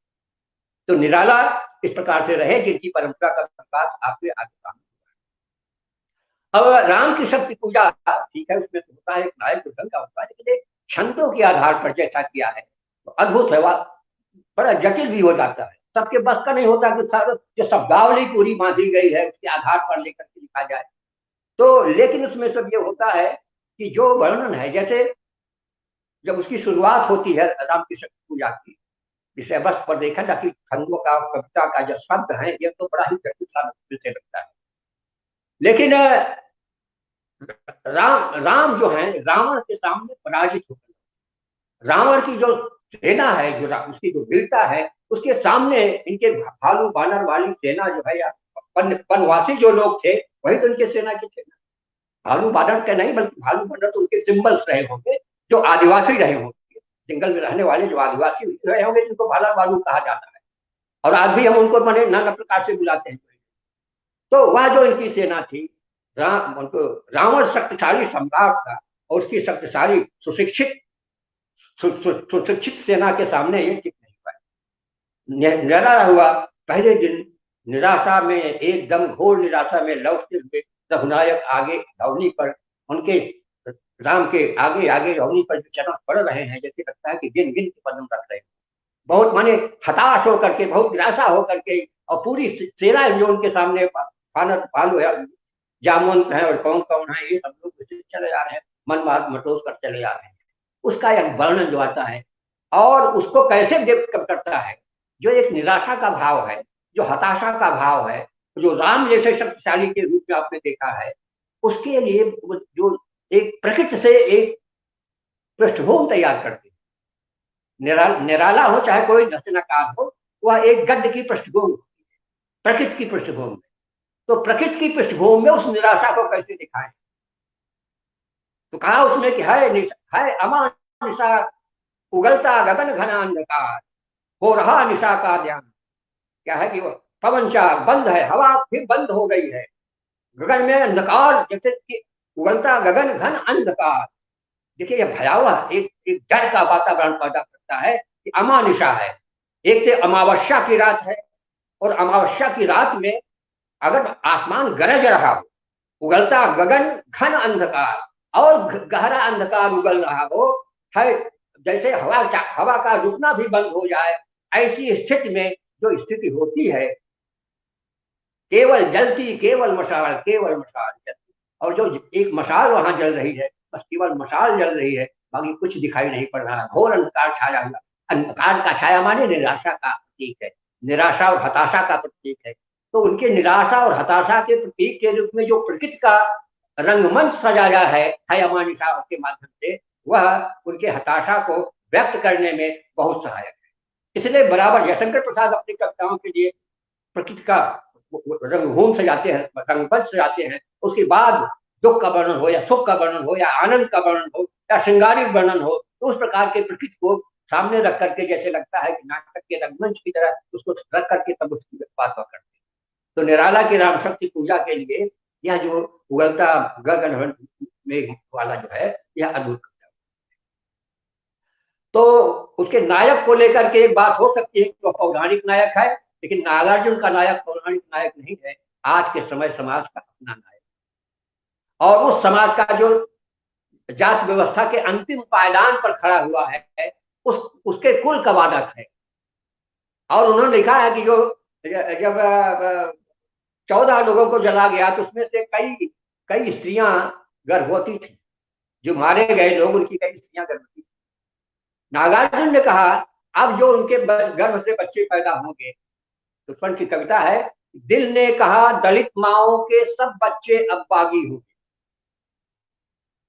अब जो बच्चे पैदा होंगे, जो जलाए गए हैं, जो शहादत जिनकी दी गई है, और उनकी जो गर्भवती महिलाएं हैं, तो जो बच्चे पैदा करेंगी, दलितों के बच्चे जो पैदा करेंगी, दिल ने कहा दलित माओं के सब बच्चे अब बागी होंगे। अग्निपुत्र होंगे वे अगले संशय के असहभागी, अग्निपुत्र होंगे वे, अग्निपुत्र हैं, अग्नि में जिन्हें जलाया गया है वो अग्निगर्भा पुत्र के रूप में पैदा होंगे। और हमारा जो विप्लव है, हमारी जो क्रांति है, जो अब तक विप्लव सफल रही है, उसके सहभागी होंगे। अब जो कोई आंदोलन होगा, असफल नहीं हुआ, मार्क्सवादी आंदोलन, प्रगतिवादी आंदोलन, न जाने कितने आंदोलन रहे, नागार्जुन भी उससे जुड़े रहे हैं और उसमें आपने देखा है, उसके बावजूद ये तक कहते हैं कि अपने समय के समाज को पहचानते हैं, दलितों के उभार को देखते हैं। उनके समय अम्बेडकर का तो रूप दिखाई ही पड़ा होगा, अम्बेडकर का आंदोलन तो दिखाई भी पड़ा होगा, उससे प्रभावित होने की बात नहीं करते हैं, लेकिन समय की आवाज को पहचानते हैं, समय की दिशा को पहचानते हैं। इनका कहा कि दिल ने कहा दलित माओं के सब बच्चे अब बागी होंगे, अग्निपुत्र होंगे वे संशय के सहभागी, क्रांति के सहभागी होंगे। अगर कोई क्रांति हमारे यहाँ होगी तो इन दलितों के बिना, इसके संघर्ष के लिए बिना वह कोई सफल नहीं है। तब कहा था नागार्जुन ने, और आप देखें किस तरह से दलित आंदोलन का उभार हुआ। तो जो बड़ा रचनाकार होता है, चाहे नागार्जुन हो, चाहे वह निराला हो, ये बड़े रचनाकारों का बड़ा विजन होता है। वह अपने भविष्य दृष्टि से चीजों का भविष्य भी देखते हैं कि हमारे देश का इतिहास किधर जा रहा है, भविष्य किधर जा रहा है। और अगर निराला आज होते, नागार्जुन आज होते, मुक्तिबोध आज होते, या तो जेलों में सड़ रहे होते, उनके ऊपर FIR दर्ज करके जेलों में सड़ाया जा रहा होता, या तो फिर उनकी हत्या ही कर दी गई। आप देख लीजिए, जो बुद्धिजीवी हैं, जो तमाम बुद्धिजीवी हमारे हैं, जो तमाम बड़े बर्बर राव जैसा क्रांतिकारी कवि, सुधा भारद्वाज जैसी पत्रकार, और वो जो नवलखा जैसा, ये सारे के सारे लोग बिना किसी आरोप के भीमा कोरे गांव पे उस पर जो है गलत तरीके से उन्हें ट्विस्ट करके बना करके, आरोप अभी सिद्ध नहीं हुआ, उसमें सड़ाया जा रहा है, कोई आरोप नहीं है।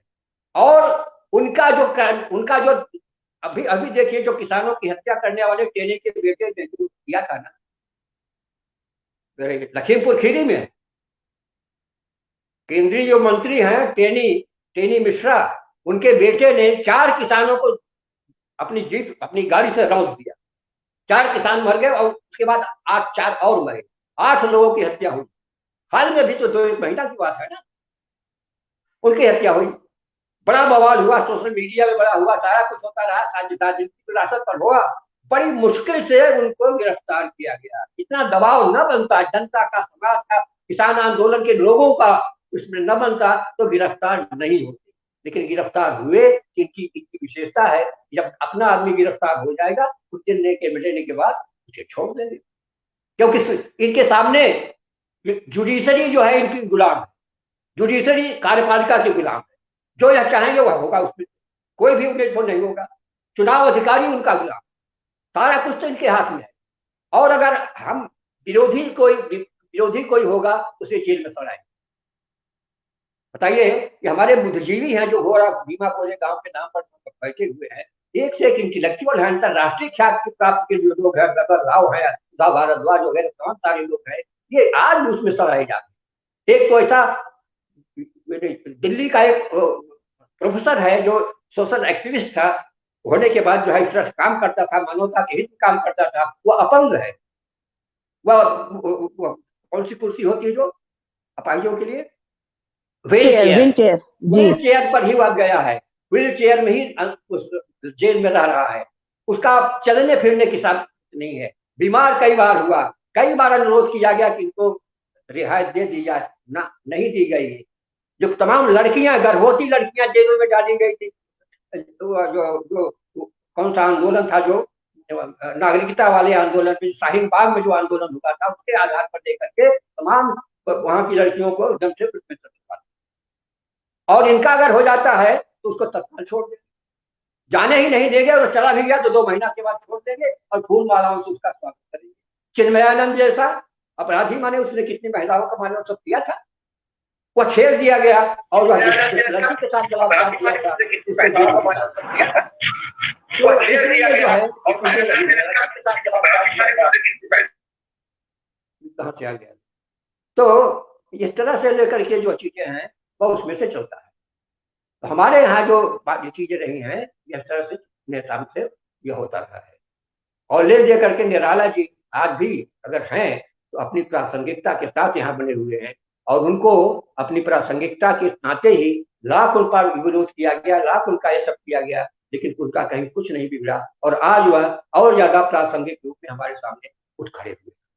तो ऐसे महापुरुष को, ऐसे महाप्राण जिसे कहा जाता है, निराला की जन्मशती के अवसर पर आपने उनके चिंतन पर आपने एक जो आयोजन करके विचार किया है वह निश्चित रूप से हमारे लिए बहुत ही गौरव का विषय है और इसके लिए मैं आपके आयोजन समिति को पूरी तरह से धन्यवाद। आदरणीय सर, आपके लिए एक प्रश्न आया है श्रोतागण में से।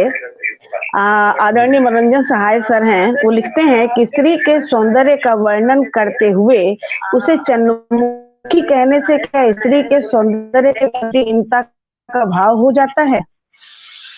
क्या चीज नहीं समझ में आएगा सर, आप पढ़ दीजिए फिर से।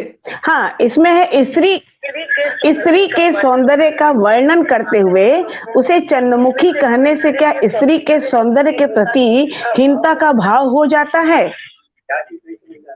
नहीं, हीनता का भाव नहीं होता। आप सूर्यमुखी कहें चाहे चंद्रमुखी कहें तो दोनों का वो होता है। सुनिए पहले, आप बात सुनिए। स्त्री का मुख केवल होता है, चंद्रमा की तरह सूर्यमुखी नहीं होती है।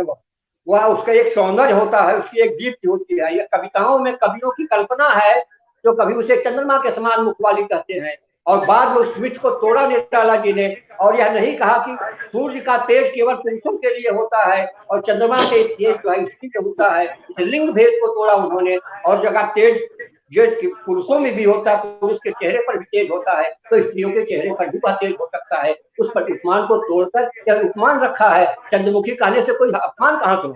पहले वाले कवि ने बनाया था उसको और वह पैटर्न चला रहा था, लेकिन उस पैटर्न को तोड़कर एक नई कविता लिखना, नया उपमान देना, नया प्रतिमान गढ़ाना, यह निराला जी की विशेषता है। इसलिए विशेषता तैयार है।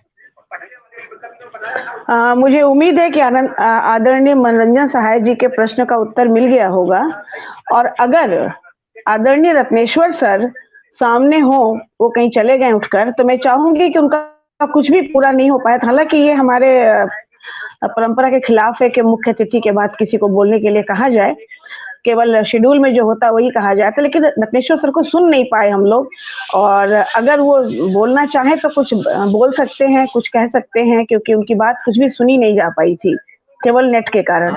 एक बार ऑन करके देखें, वो है नहीं, उठ गए हैं शायद वो, और उठ गए हैं जी। आदरणीय रत्नेश्वर सर कहाँ चले गए आप? उठकर प्लीज आप आइए। आदरणीय रत्नेश्वर सर, आदरणीय यादव सर, अगर आप अनुमति दें तो मैं रत्नेश्वर सर को पुनः बोलने के लिए कहूं। जी, अनुमति है, ठीक है। रत्नेश्वर सर, आपको हम लोग सुन नहीं पाए, अब एक बार फिर से माइक ऑन करके देखिए कि आपकी आवाज क्लियर है तो आप बोलिए, अपनी बात कहिए, रखिए अपनी बात। उसी के लिए मैं बार उठ के जा रहा हूँ।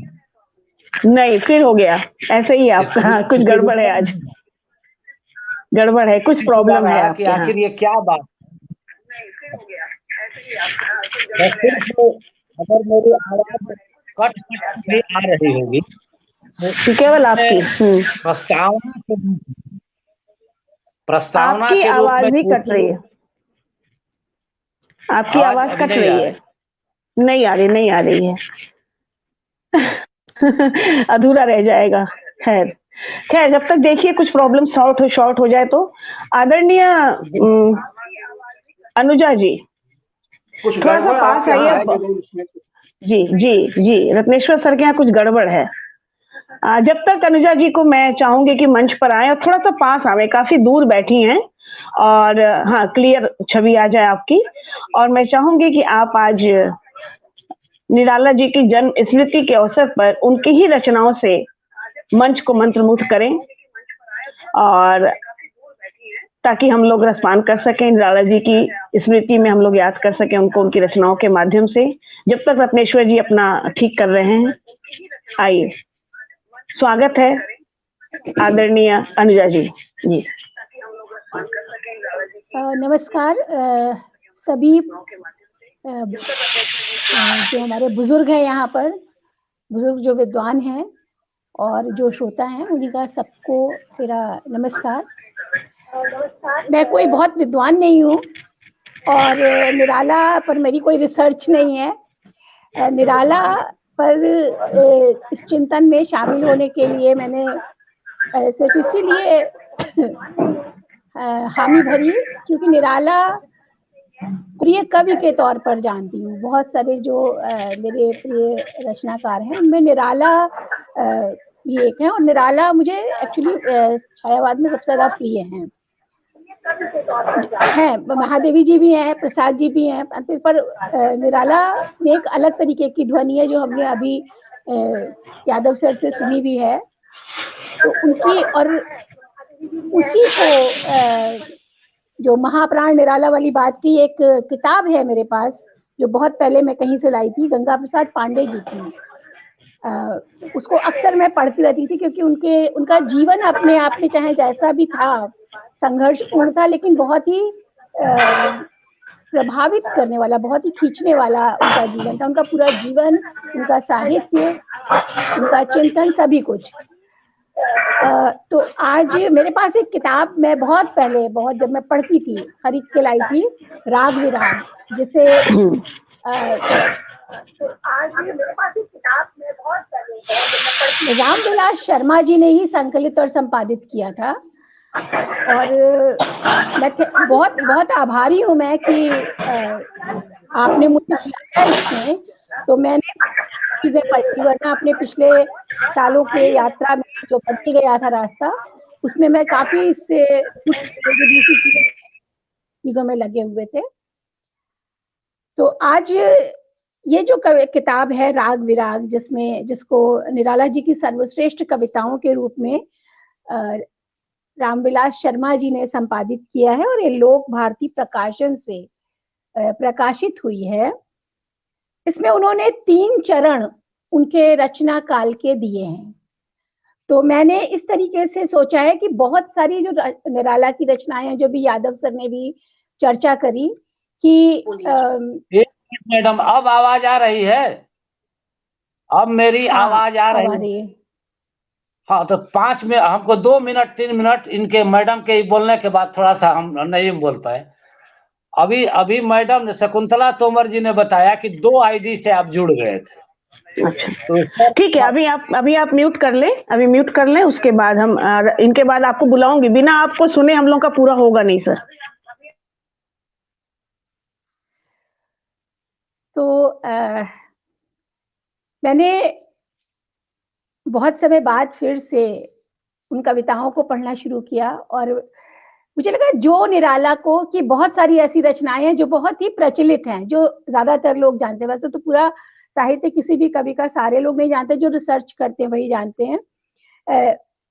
पर उनकी जैसे जो आपने वाणी पढ़ी थी, वरदे वीणा वादिनी जो रचना पढ़ी थी, या भारती जय विजय करे कनक शस्य कमल धरे, या तोड़ती पत्थर जो कविता है उनकी, या राम की शक्ति पूजा, सरोज स्मृति।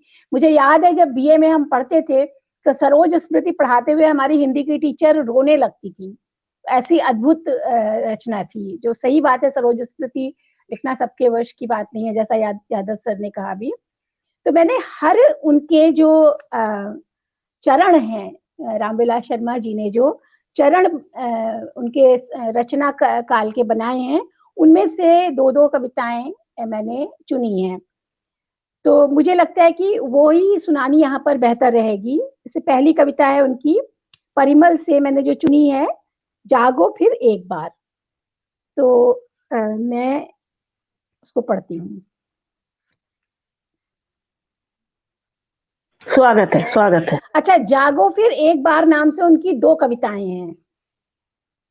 तो पहली जागो फिर एक बार जो पहली है, जागो फिर एक बार, प्यारे जगाते हुए हारे सब तारे तुम्हें, अरुण पंख तरुण किरण खड़ी खोलती है द्वार, जागो फिर एक बार।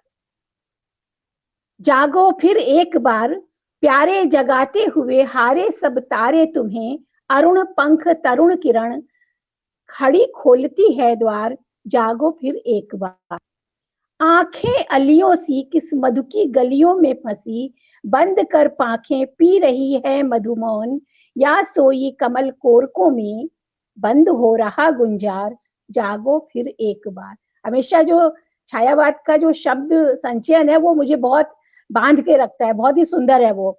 तो आंखें अलियों सी किस मधु की गलियों में फंसी, बंद कर पांखें पी रही हैं मधुमौन, या सोई कमल कोरकों में बंद हो रहा गुंजार, जागो फिर एक बार। अस्ताचल ढले रवि, अस्ताचल ढले रवि, शशि छवि विभावरी में चित्रित हुई है देख यामिनी गंधा जगी, एक टक चकोर कोर दर्शन प्रिय आशाओं भरी, मौन भाषा बहुभावमयी, घेर रहा चंद्र को चाव से शिशिर भार व्याकुल कुल, खुले फूल झुके हुए आया कलियों में मधुर, मद उर यौवन उभार, जागो फिर एक बार। प्यूरव पपीहे बोल रहे सेज पर विरह विदग्धा वधू, प्यूरव पपीहे बोल रहे सेज पर विरह विदग्धा वधू, याद कर बीती रातें, याद कर बीती बातें रातें मन मिलन की, मूंद रही पलकें चारू, नयन जल ढल गए लघुतर कर व्यथा भार, जागो फिर एक बार।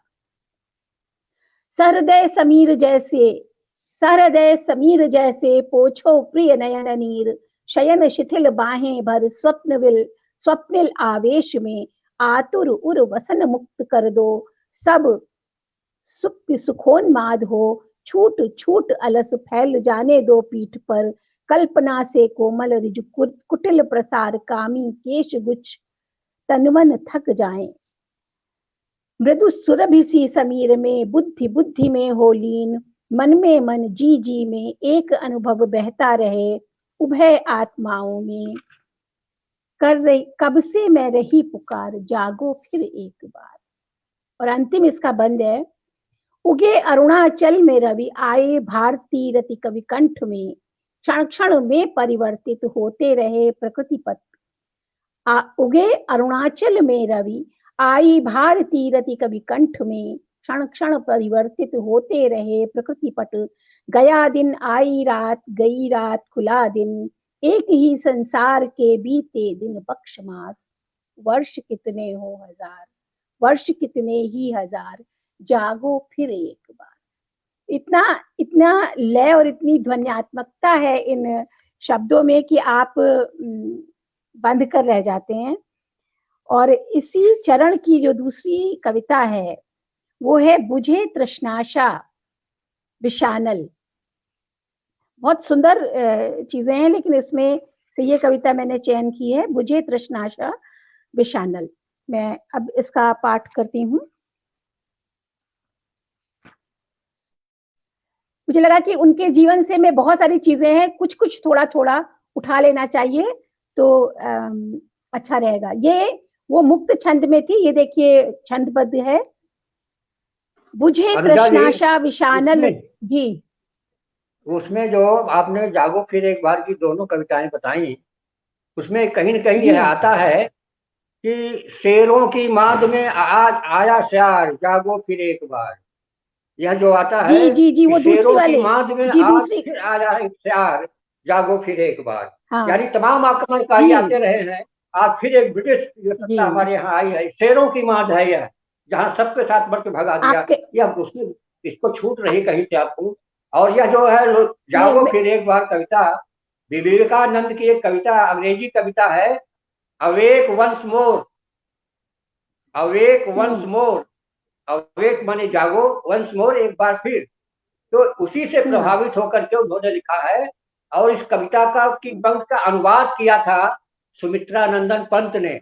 अवेक वंस मोर का अनुवाद जागो फिर एक बार पंत ने किया था।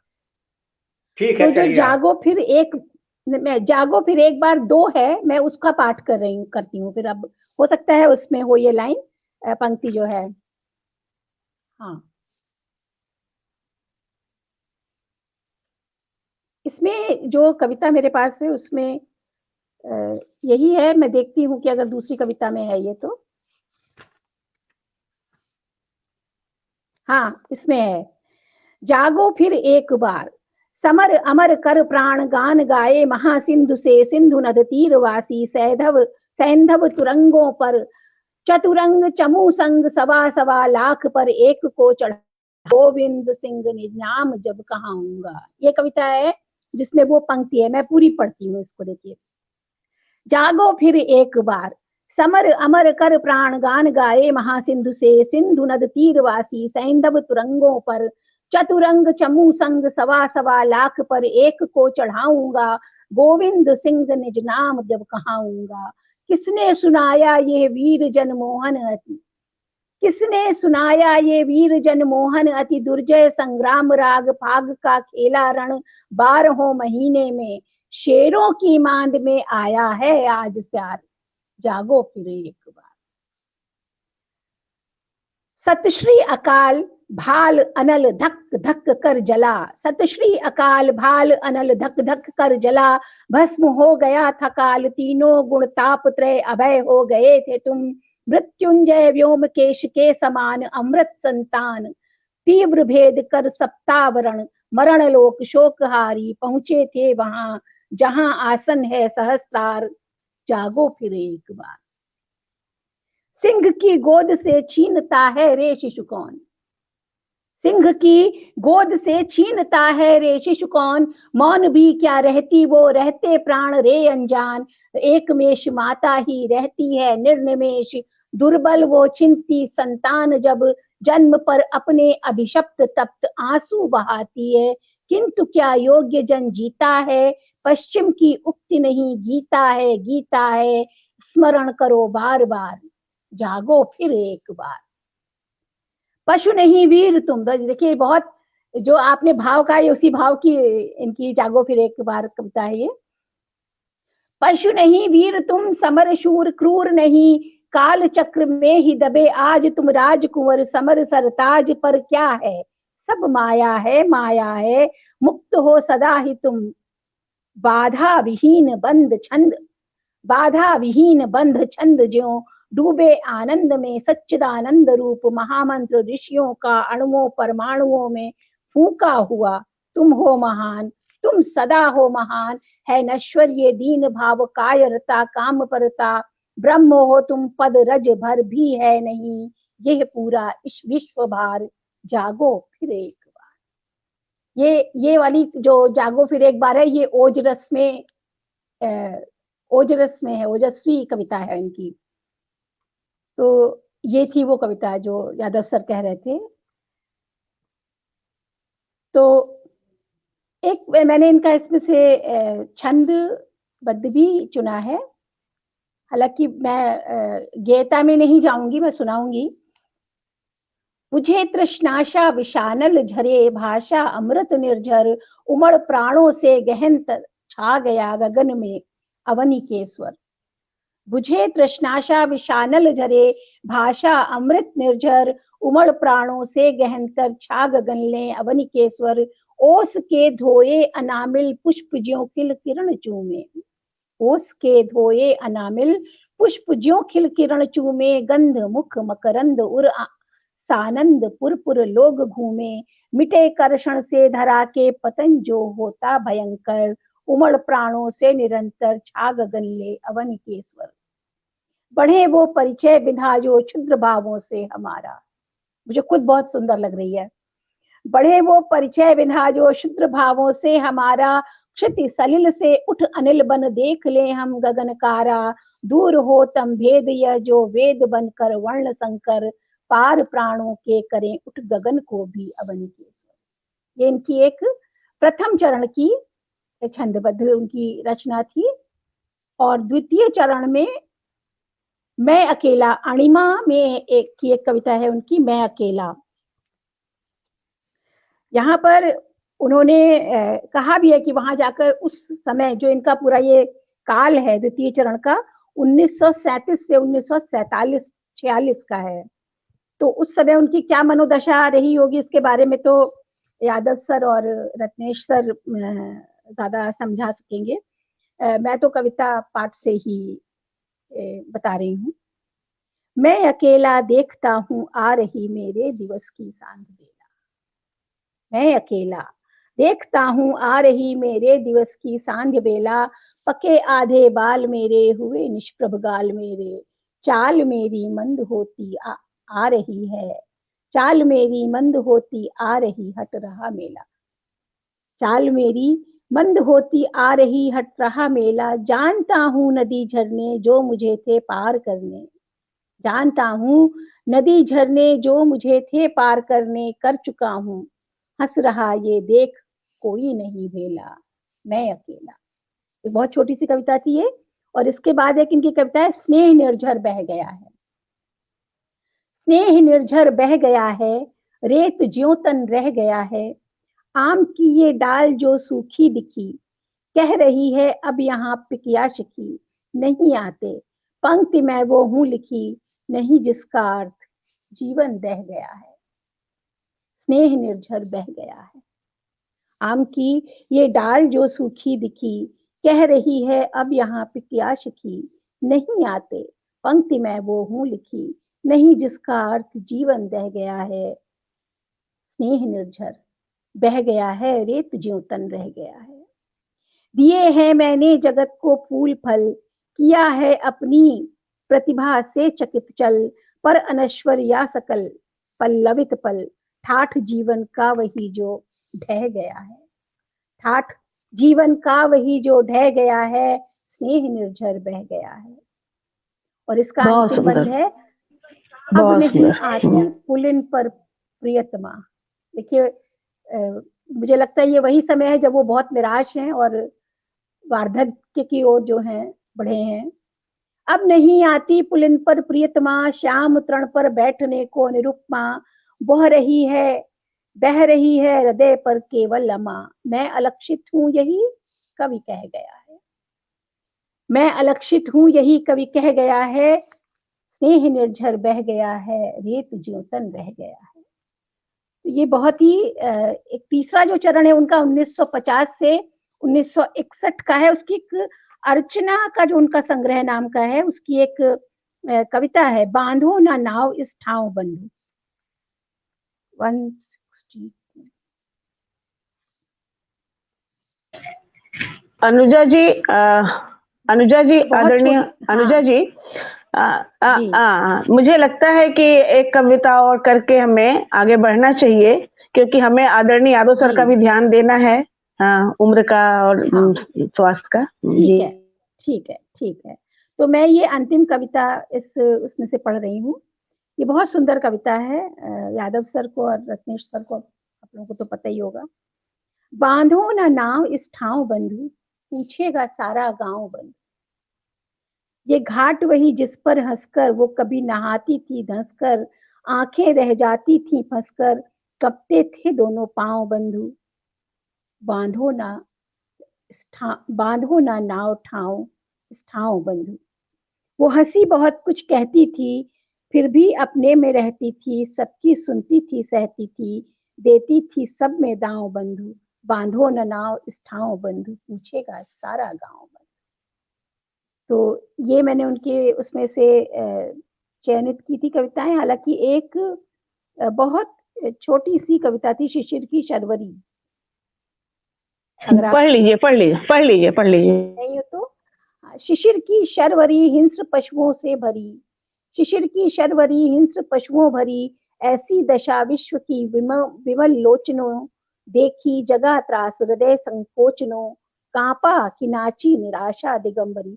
मैं उनके शब्द चयन पर बहुत मुग्ध हो जाती हूँ, और कितना लय है। शिशिर की शर्वरी हिंस्र पशुओं भरी, ऐसी दशा विश्व की विमल लोचनों, देखी जगा त्रास हृदय संकोचनों, कांपा कि नाची निराशा दिगंबरी। माता किरण हाथ प्रातः बढ़ाया, कि भय के हृदय से पकड़ कर छुड़ाया, चपलता पर मिली अपल थल की तरी, शिशिर की शर्वरी इंस पशुओं भरी। बहुत सुंदर काव्य पाठ रहा, बहुत सुंदर काव्य पाठ जी, बहुत सुंदर काव्य पाठ रहा। अब मैं हमारे छूटे हुए मूर्धन्य साहित्यकार जिनको मैं पुनः बुलाना चाहूंगी और आकर अपनी बात हमारे यादव सर का ध्यान रखते हुए, हमारे सबसे अग्रज हमारे हैं,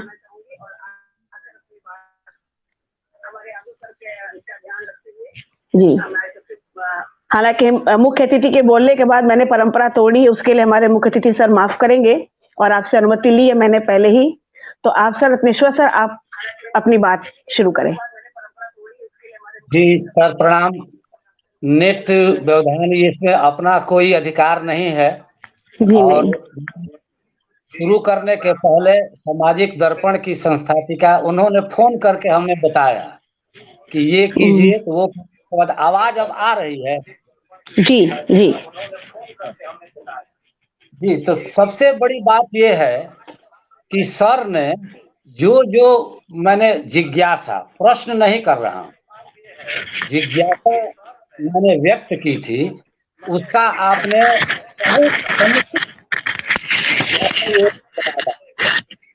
तो मैं वक्त नहीं, सिर्फ मैंने ये पूछा कि जब निराला के जीवन की जब बात होती है तो ये तो बात है कि जैसे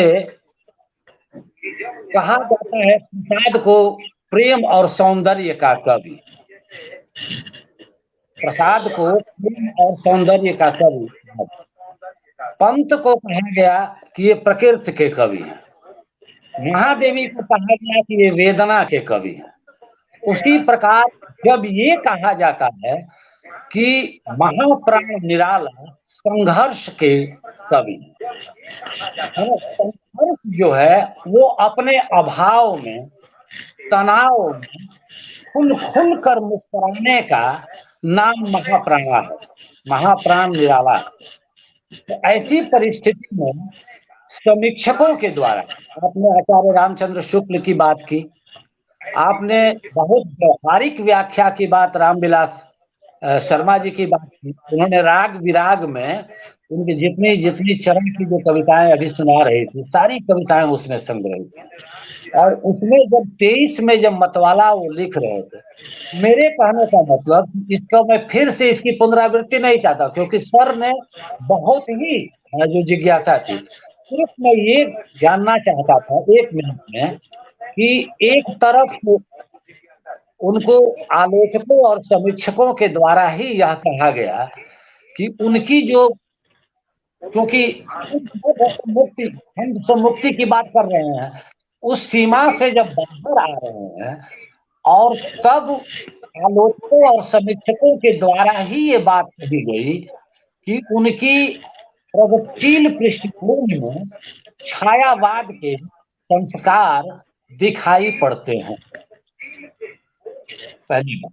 और ये कहा गया कि जैसे कबीर की जो यथार्थ परक दृष्टि थी, उस यथार्थ परक दृष्टि में भी सर ज्ञान और भक्ति को लेकर वहां भी अंतर विरोध, माने इनर कॉन्ट्रडिक्शन वहां भी पाया जाता है।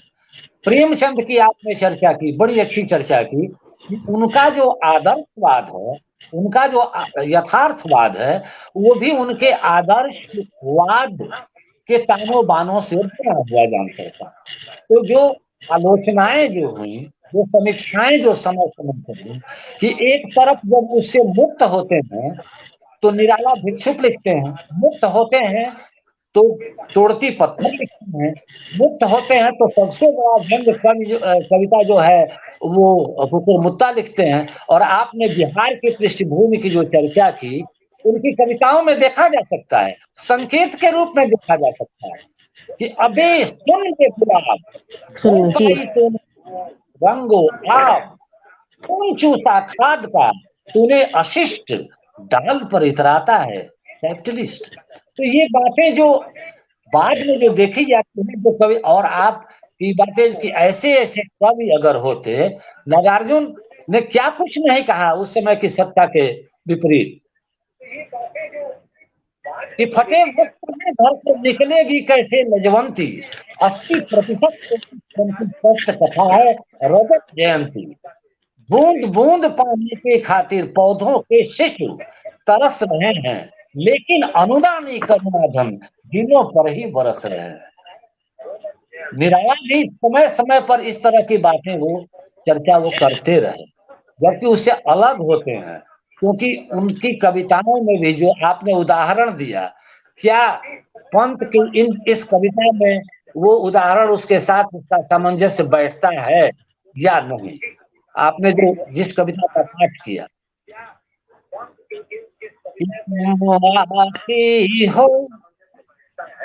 तुम आती हो नवयंगों का बजित, तुम आती हो नवयंगों का